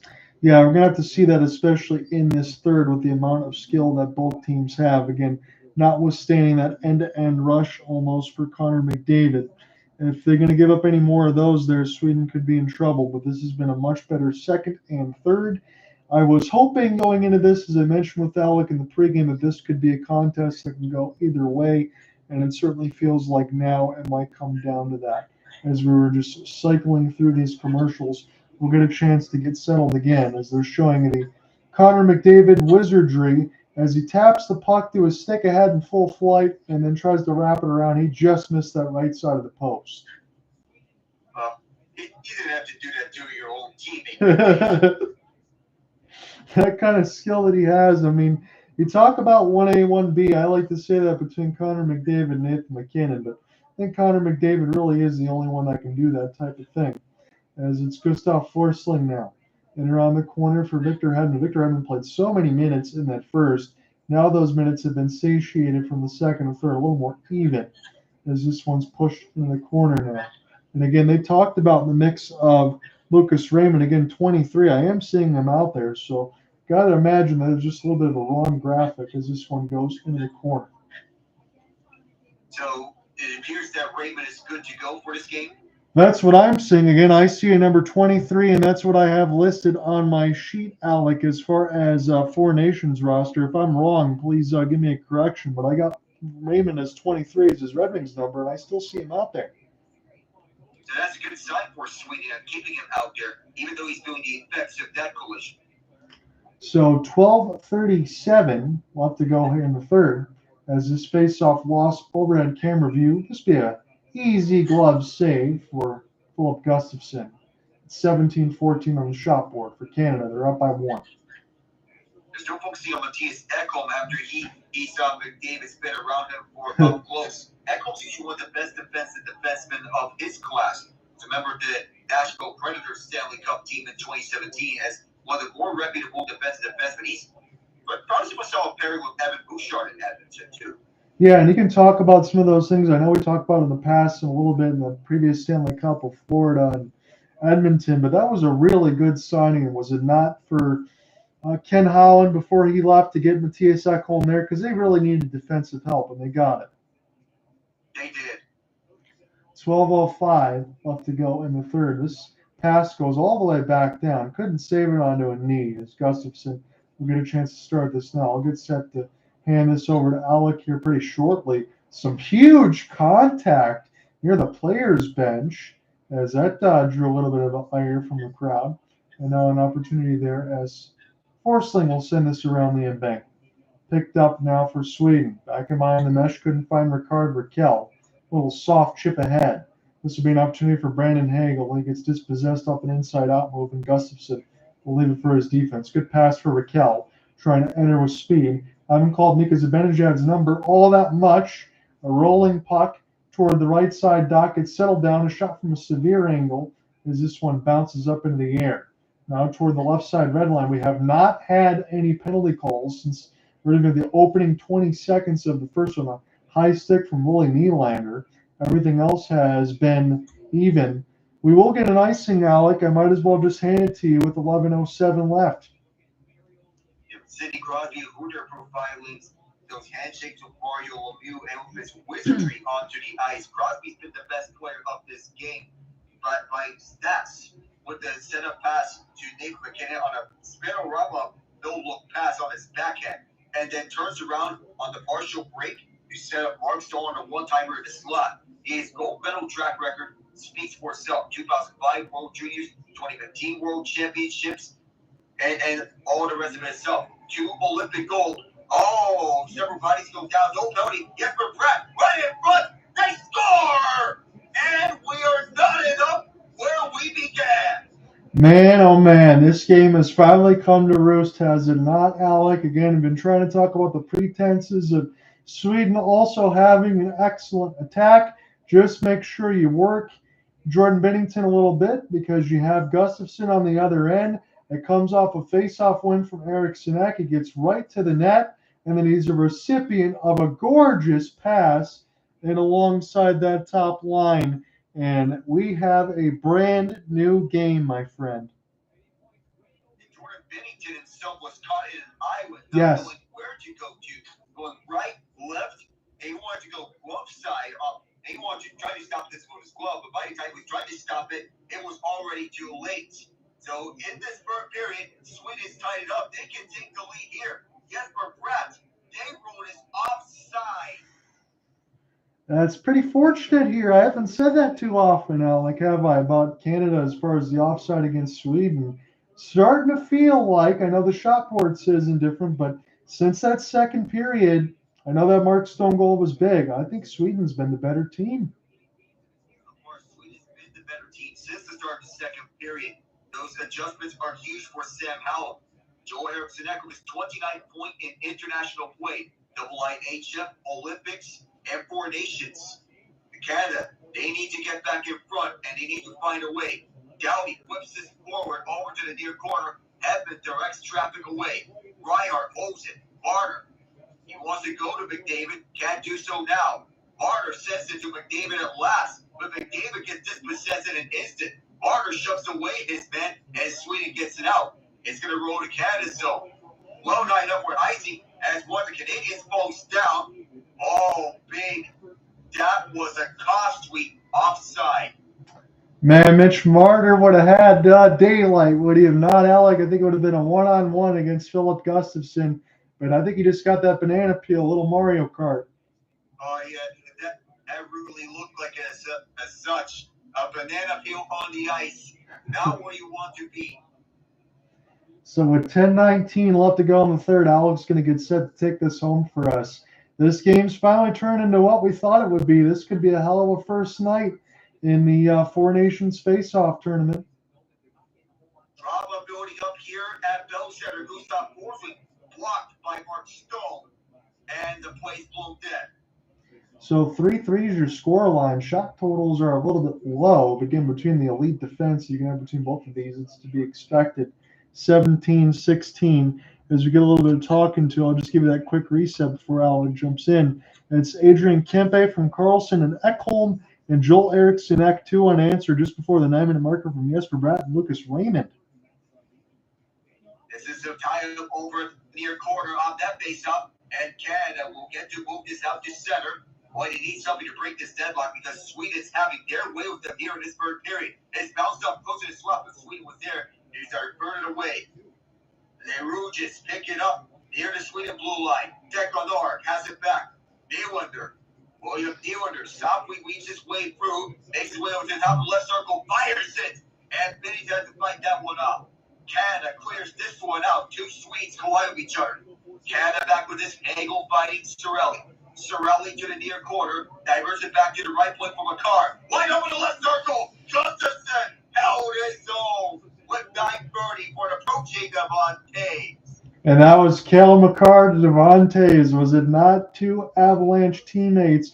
Good save there, Gustafsson, and he had to answer as his teammate struck twice already in this third. As we go to break, intrigue abound. And we do have breaking news from Boston, not in the NHL and not in the NBA, but rather with the Red Sox. The Red Sox have announced that they have signed Alex Bregman to a 3-year deal at $120 million. So another free agent addition goes to Boston in addition to Walker Buehler. So 3 years, 120, Alec. That almost is $40 million a year. Indeed. In the distance, you can hear the heartbeat. Look, sis, and you can see the exact point where his heart is ripped in two. You the Astros fans. Yeah, you're starting to dissect that team piece by piece from the trash can era and all that too. But I will say this: I know the Tigers had been in the mix for Alex Bregman, and I know I've made the comments about Chris Ilitch. Now he's going through a divorce with his wife. Maybe the payroll might look a little bit different. I don't think the Tigers are going to be able to swing him for $40 million a year at that time. That just wouldn't make much sense. I'm actually glad he went to the Red Sox. I mean, and really, are the Tigers even in need of a first bit? Are they really in need of a third baseman like that? Yeah, I don't think Alex Bregman would have made as much sense. I know Spencer Torkelson hasn't gotten off to the start that he's wanted to, and he's addressed that today as everybody's going to start to get ready here for spring training. But you're right, because when they were thinking about the numbers, I probably thought that they would have stretched it out at 2025, not 40 million apiece, because he just doesn't have the power numbers. And last year, I mean, Alec, he struck out probably 150 more times than he usually does. If age is possibly getting up there, but do remember, Christian Walker, who the Astros signed, is a little older than Bregman is right now. But what Boston's paying him for is to boost their offense right now, similar to what the Blue Jays did with George Springer.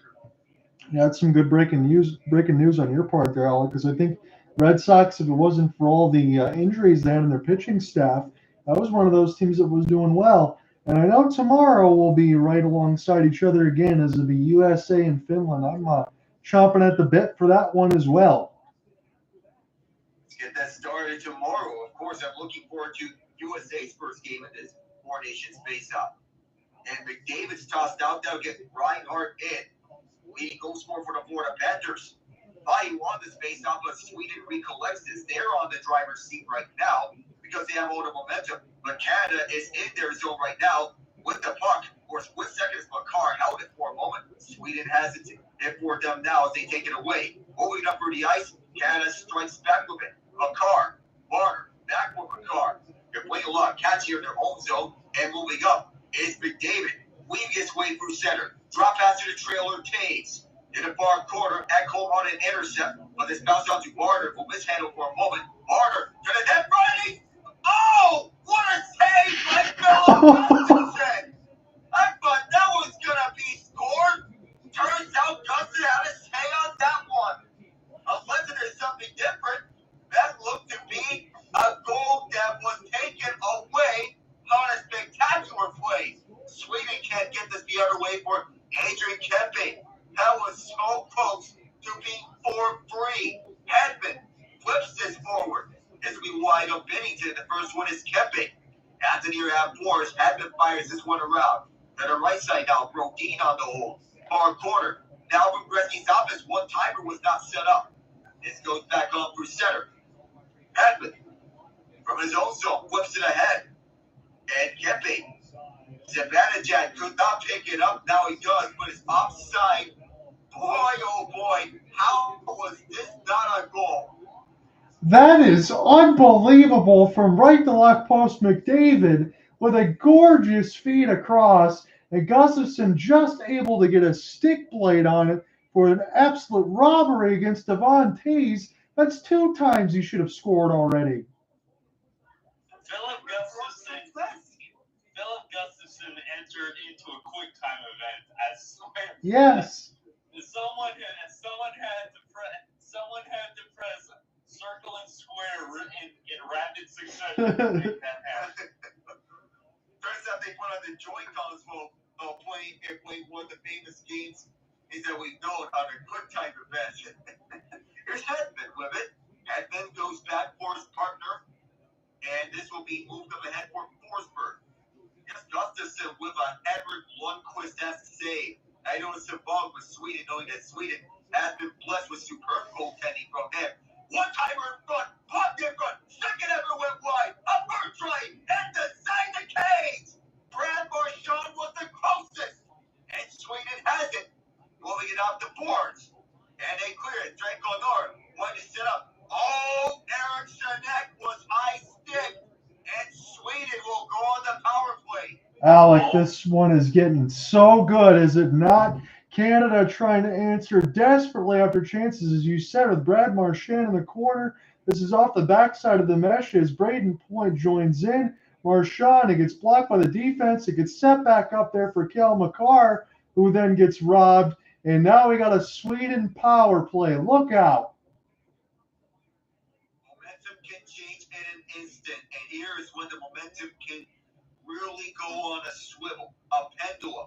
I know Josh Morris, he wanted to stick with Eriksson, but you can't go up high onto someone's face. He's fortunate it's 2 minutes. Yeah, he got Eriksson pretty good on that one, did he not, Alec? He hit him really hard with that one. That was very hard, and that was ugly. And there's your guy, John, left point, Raymond on the 23. He's already got a couple assists in this game. He's very dangerous. This is where he gets striking. Sweden ties up Canada on this face-off. Nylander will go to Raymond. Back to the point, tic-tac-toe. Raymond going down low and onto the slot. This could not be located for Eriksson. Hedman on the hole. Zibanejad. This will go back for Raymond. Zibanejad's at the near corner. Waits of it.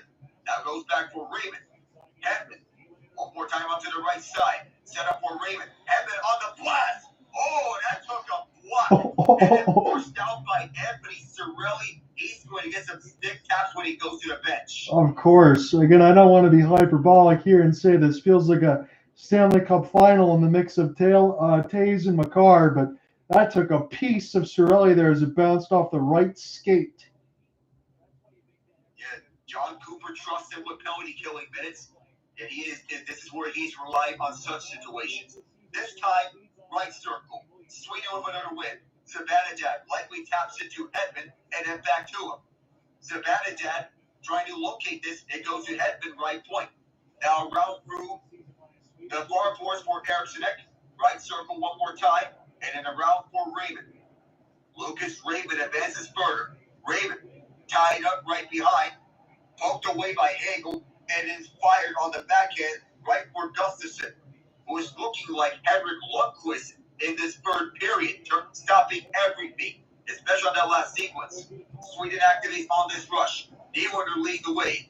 Nylander in the right circle, fires it and shut down by Binnington as Nylander is going head to head with Doughty. Here's a 2-on-2 the other way. Marner, short-handed, will go to the trailer. That shot blocked away by Gustafsson. Scooped up by Philip Forsberg. He will drop it back. And Connor will start this away with 33. Not a good entry, and Canada is able to clear this one easily. They've had some good short-handed looks, especially on that 2-on-2 when Marner went on the trailer. Here comes Sweden on the left side for Elias Pettersson.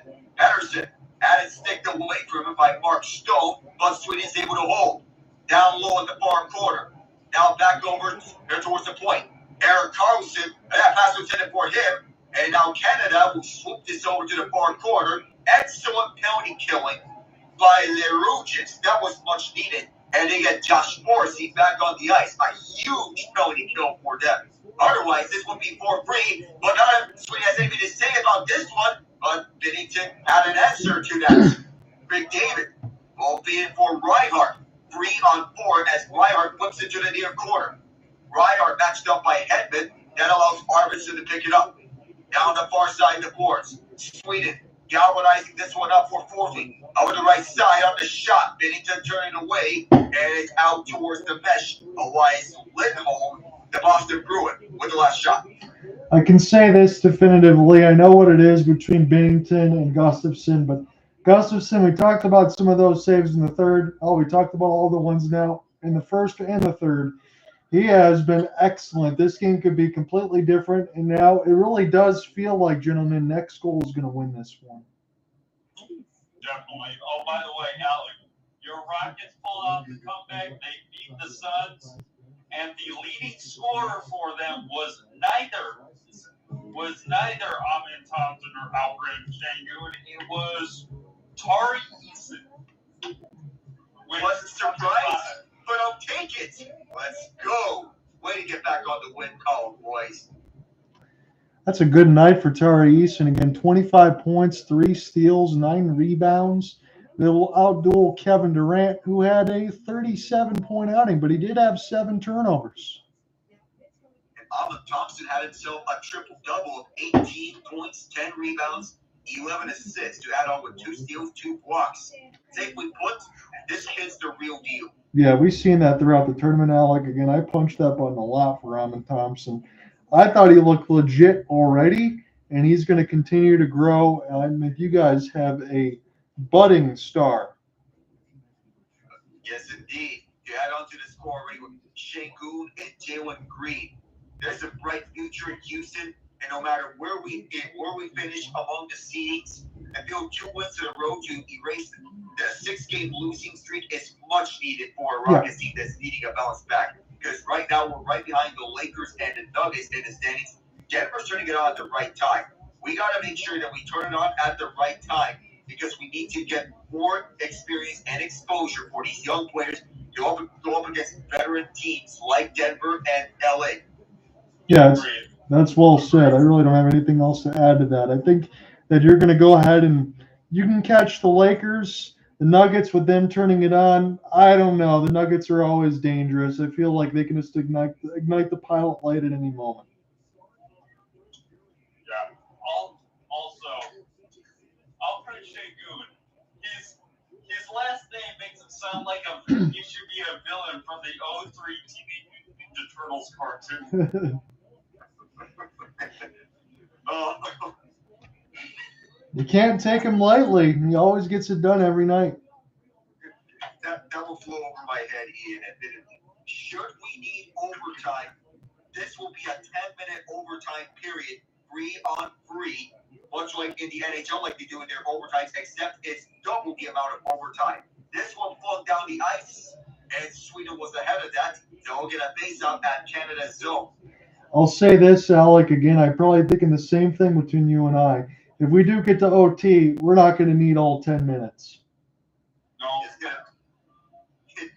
Someone's going to end it either early. I think someone's going to end it early if it comes to this point. We might not need all 10 minutes. And if that's the case, you get our potential predictions on next goal wins this one. Not that it sounds cheesy here, but Jordan Benny's had to turn away a long flip, and this will go down for the ice. Yet another icing. So you and I split the difference because I was going to leave the 4-2. I left that one for you. We said 4-2, 4-3. And that's exactly where we might be at this point. Again, it was a little interesting the way that it got there. It's really not impossible for us to say that the way that Sweden played in the first period, they couldn't play any worse, but at least they were only down 2. And that was the portion in this game why it was important. Sweden comes out, plays a great third period. Gustafsson electric, and it's a tie game with 4:15 left in regulation. Canada fell into the old trap, Alec. You know what we say all the time. The most dangerous lead in hockey is a 2-goal lead. And that they found themselves in that trap now. 4 seconds. Here comes Canada, and they misplayed a pass. Colton Parayko. Remember, no Shea Theodore for the rest of this game, so we could be seeing Travis Sanheim in their next game when they take on the US of A. This puck goes out of play. 3:49 to go. We will indeed see Travis Sanheim because of the X-rays. I don't think they're going to mess around too much with Shea Theodore, and even in the long set with the former coach and Bruce Cassidy and everyone else. I think Bruce Cassidy is going to make sure he stays healthy as a Vegas Golden Knight. That's what I would be sure of, knowing that Cassidy is on this coaching staff. Moved up for Jesper Bratt. He wants to go around Colton Parayko. Parayko in pursuit of this puck. Bratt chips around to the far half board. Stone was there. Fed it up for Parayko. Parayko slowed down by Bratt. Keeps a hold of this puck. Parayko chips it ahead. And behind it is Rasmus Doughty. Doughty moved to the far half boards. Sweden trying to take their first lead. They'll have to wait even longer. This bounces up. Canada scoops it up. This is Toews, who gets this over to the near half boards for Doughty. Doughty gets this one deep. Sweden's the first one there at the far corner. And they chop this one out over the center. Bouncing puck will be scooped up by Devon Toews. 3 minutes to go. Oh, this went by everyone. Now it's a race for the puck. Gustafsson gets out the crease. This waves off the icing. Through the far half course. Canada's on the hold. Derek Connor back with this with Erik Karlsson looking to get this one out, but it's held in by Point for a split second for Sweden scoops it out. Point had his stick lifted off his stick, but the Rouges still grab a hold of it. And then, well, I don't know how many times I said this, but Sidney Crosby was with the Canada national soccer team right after they defeated Venezuela in the Copa America. And back deep is Canada as they scoop it up. One timer left point. Went wide, but it's held in by Makar. Along for the far corner, Sam Reinhart on the hold for McDavid. McDavid through the left circle. Forehands this one around for Marner. Looks for Reinhart at the near corner. 10 towards the wall. Reinhart able to get free. Marner looking for a lane in front. Reinhart and Gustafsson held the post with 2:02. Kind of wonder if Gustafsson was feeling any butterflies in the mix between Marner, McDavid, and Reinhart. Were just working their way between the right side red line, left side, all behind the net, and Gustafsson already there. Alec made that look easy. Marner knows he's closed up, so he goes to the safe option, and Ryer was open back door. Marner was getting double teamed by Patterson and one of his other teammates. Face off to the right of Gustafsson, won by Sweden. Crosby is on that face off. To the near half boards for Bratt, who clears it. Less than 2 minutes to go. Canada looking to win it here in regulation. The point standings rules are the same as in IIHF rules. 3 points for regulation wins, 2 points for overtime wins, 1 point for overtime losses, none for regulation losses. Far up north, poked free by Sweden as they try to steal one from Canada. Shots 20 apiece. Alec Nava, John Ott, and Genji. Puck at the penalty box doors dumped in by MacKinnon. It will be scooped up by Raymond, who backs it backwards. Both teams go on wholesale changes, and it's Matthias Ekholm, the Edmonton Oiler, teammate of Connor McDavid on the Oilers. Now they're rivals now. Through the far half boards, Patterson moves it up front. To the front, Binnington played away off his stick. Held inside by Nylander, driving back door, away from Crosby. For the far half board, stopped by Binnington. 1 minute to go. Doughty on the hold for the point. Gets it over right point, and Sweden will get this one around. Doughty to the front, and no deflection from Forsberg, turned away by Binnington. Reinhart holds it away from Nylander. Sweden trying to poke it away. Makar casually gets this one across the red line, and Canada able to hold it on the dump and chase. Brayden point. Anthony Cirelli. Cirelli escapes with this one-timer. Parayko blocked in front, and Sweden is able to get this one away. Devon Toews, 27 seconds. Cirelli gets this one in deep. In pursuit is Hagel. Hagel away from Forsley. Canada holding 18 seconds. MacKinnon out there on the ice. Set up pass in front. Intended for points. And this one cleared out by Sweden. 10 seconds. Does Canada go for one last rush? They will. Batted up by Point. Sweden swinging a miss. MacKinnon with 5. With 4. Around Ekholm. This possesses the puck. And this first game in the Four Nations face-off. How fitting. We will need overtime. It's kind of crazy to say again from the first period to look at it from when you just closed it out like that. I have chills because that ended up being pretty darn fun through 60, and we still got more to do. I got to give a lot of credit to Sweden and for their forwards be able to stick in through, get traffic on in front of Binnington, score a couple, then a great pass as Eriksson Ek was the recipient off a face-off win. If Gustafsson doesn't make those saves, we're not even having this conversation right now.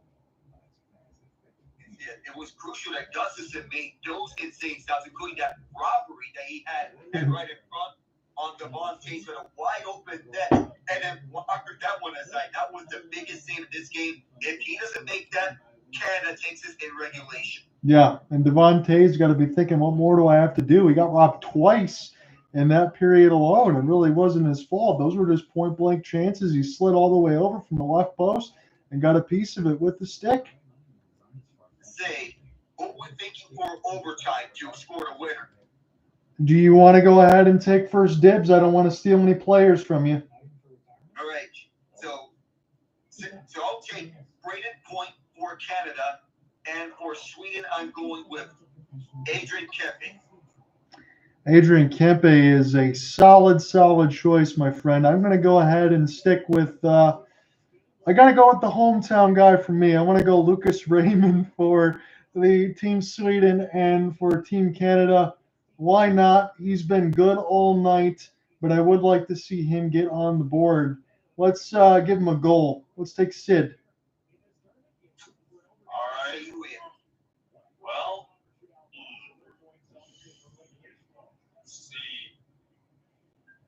For Sweden, I'll go Elias Pettersson. And for Canada, you know what, John? I'll go with the hometown guy, too.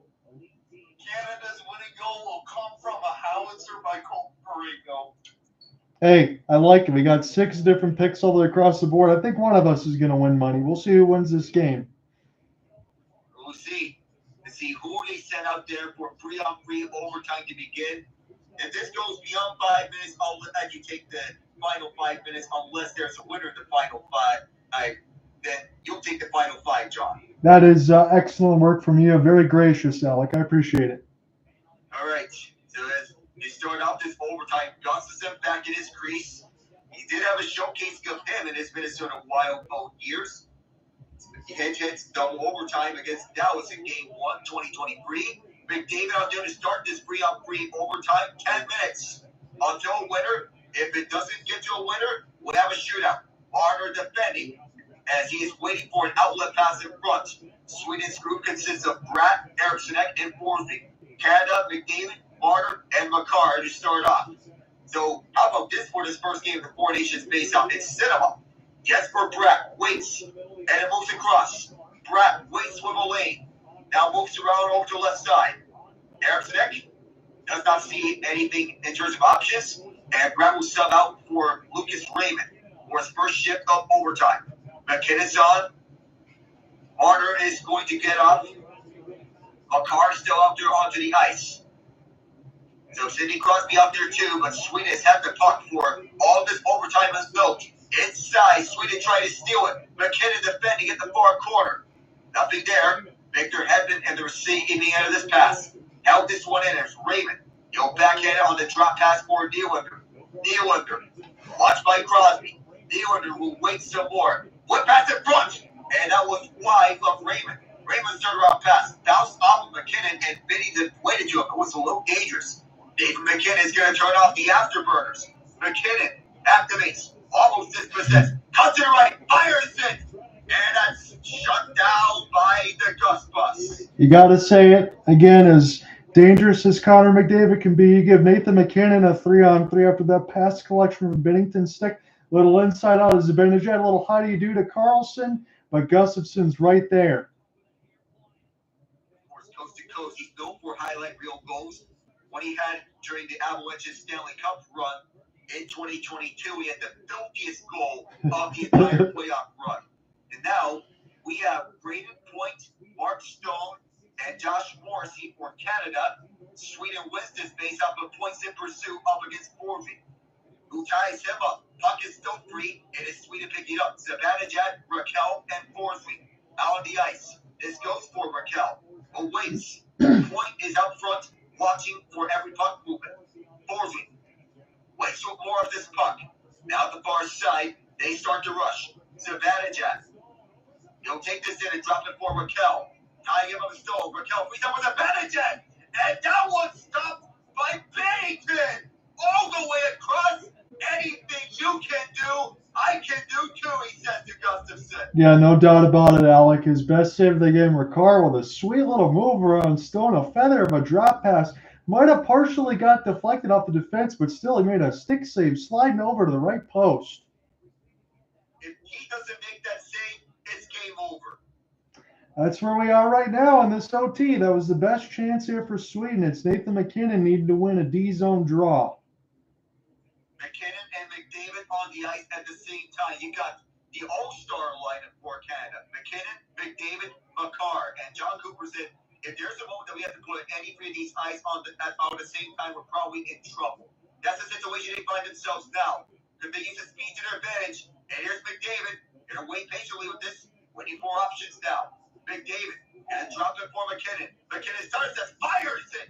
And Gustafsson right on cue. Is it any surprise, Alec, that anytime I feel like Nathan MacKinnon's got the puck in his hands right now, after that sick little toe dragging shot, I feel like he's going to score, man. He's looking dangerous. And every time Gustafsson has had an answer, it felt like MacKinnon, he's going to score every time he has that puck. Of course, you have to look on his face. Boy, how did I not have that one? And this game's electric. Now, Willie Nylander trying to get this draw against McDavid. You got two wingers on the ice for Sweden. And Phil Forsberg lost that one. It's out to center, though. Canada with possession. 7:37 left in OT, unless we have a winner. David MacKinnon has Connor McDavid out in front of him.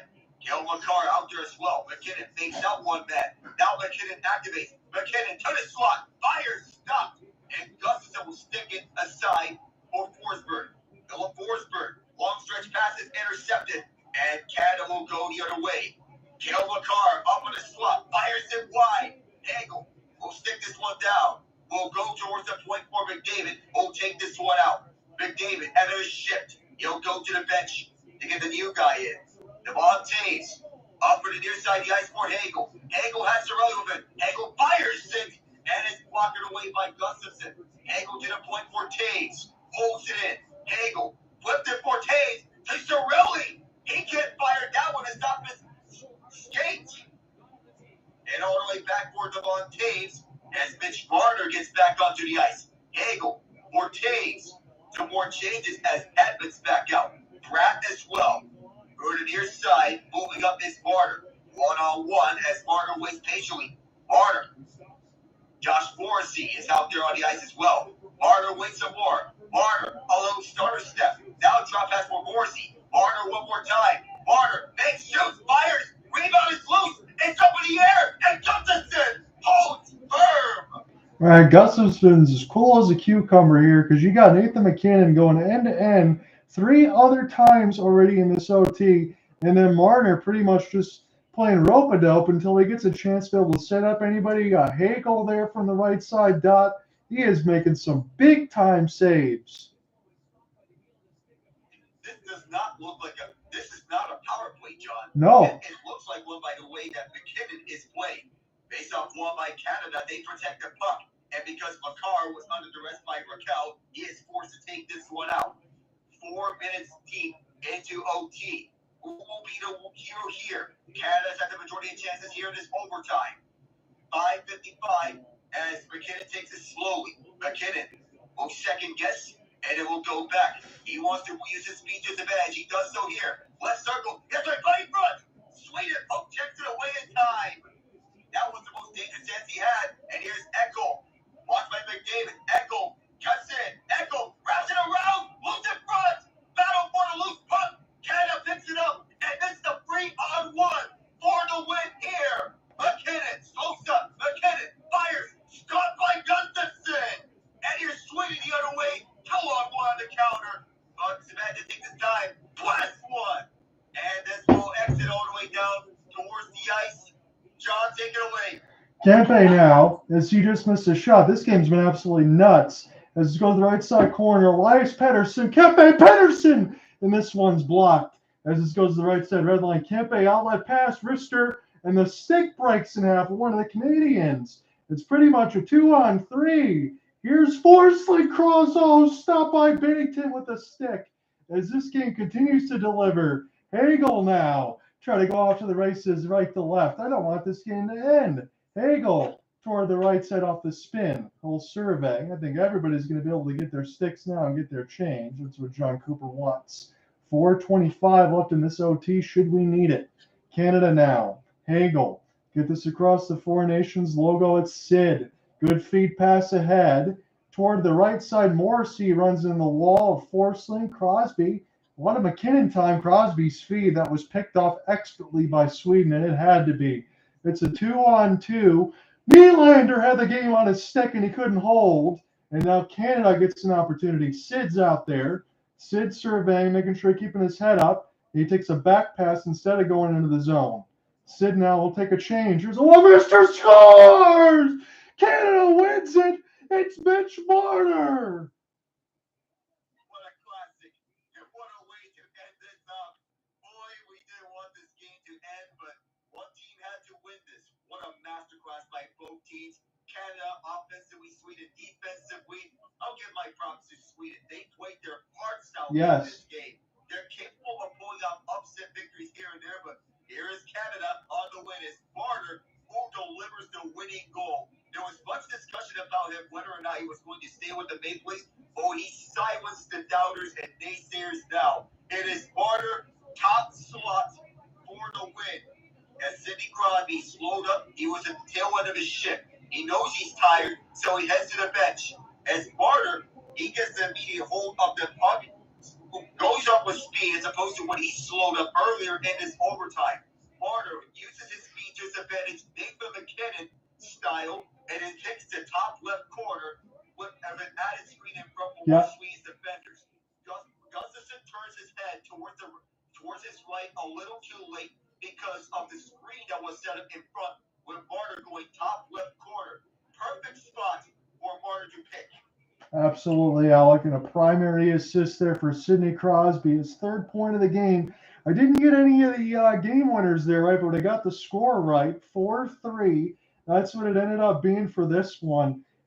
It's been a while since we worked together, Alec. But again, it's always been seamless. I've been so privileged to be able to join you for this one. We might have gotten the game of the tournament. And this is just night one. Hey, gentlemen. Go ahead. Gentlemen, one could say that this was a game concocted by Shakespeare because the tension that we all felt in those moments rivaled that of Hamlet. I felt the same feelings that I would when we were on Stanley Cup calls and playoff games. Did you not? I mean, I don't want to sound too crazy, but I felt the tension. I thought it was awesome. It definitely has a playoff atmosphere, John. I'll tell you that much. And this is the round robin. Imagine what we're going to get when we get to the finals. I know. I'm so looking forward to next week. Again, Thursday is going to be the final next week. We still got USA-Finland tomorrow, which Alec and I'm sure Ian's going to join in on that one. Saturday I can't do because of the Sharks doubleheader. That'll be USA-Canada. So I do want to mention this as we're getting some of the ceremonies here at the end of the game. If there is any situation, Alec, because we're going to get dumped with a whole bunch of snow in Michigan, that I don't have the assignments going on with the Sharks, I will join you for USA-Canada. It's not likely, but if it's at all possible, I might join you in the middle of a period. If it's possible, that works out good here. That works best. But what a game. What an atmosphere. And how fitting that they're chanting Crosby's name here. Yeah. With the 3 assists that he's had, including the game-winning assist. Easily man of the match. I think so, too. Alec, I think it had to be said there again. He was all over the ice setting up his teammates. Again, I'm loving the sights and sounds and everything else, the pageantry. Again, this is just night one. I don't want to oversell it too much, but I think the NHL took their home run swing like Babe Ruth and called their shot here on night one, because this ended up being an epic game. And you can't say it enough. After the first period, it looked like Sweden had no business being on the ice. And Sidney Crosby ends up getting player of the game. And how fitting that he gets the loudest reaction from this Yeah. crowd. 3 assists, all primary assists here tonight. He gets a picture here. Native of Cole Harbour, Nova Scotia, one of 3 Nova Scotia players on here, alongside David MacKinnon and Brad Marchand. Every player from Nova Scotia got involved in some way in this game. Well, we'll see what happens in between USA Finland tomorrow, Alec. Admittedly, I was excited for that one, and I do think the United States will come out ahead. It could be a game similar to this, maybe a 3-2, something like that, because when those two teams play together, it's always pretty close. But the theatrics for this one, I mean, you had Nathan MacKinnon 4 or 5 times in that overtime where he could have called game.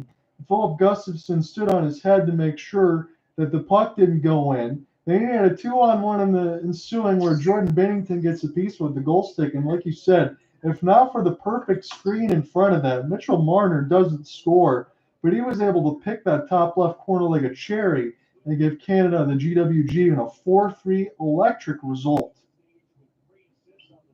How fitting it is to end the year first game in an international tournament that we're doing together. Yeah. And we have this thriller and this precursor to the Winter Olympics next year and the World Cup of Hockey 3 years from now. We don't know who exactly is going to be the host nation for the World Cup of Hockey. Say first dibs on Canada, then USA. I would say so too. So again, ladies and gentlemen, we'll be here on the air probably about 8:05 again, as it usually was, just a little bit earlier before all the festivities. We'll get all the same things with Finland and the United States.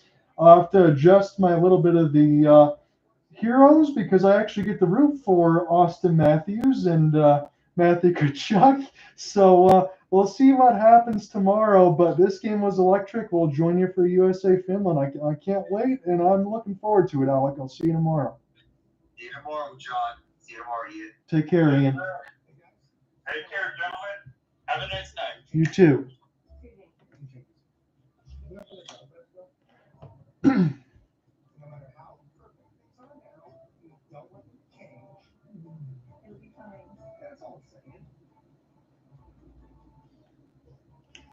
Well, ladies and gentlemen, I'm closing off the YouTube side. If you missed that game, 4-3 is the final. Canada wins it in overtime. First period didn't look like it was going to be absolute theater. Second, third, OT certainly was. Night one.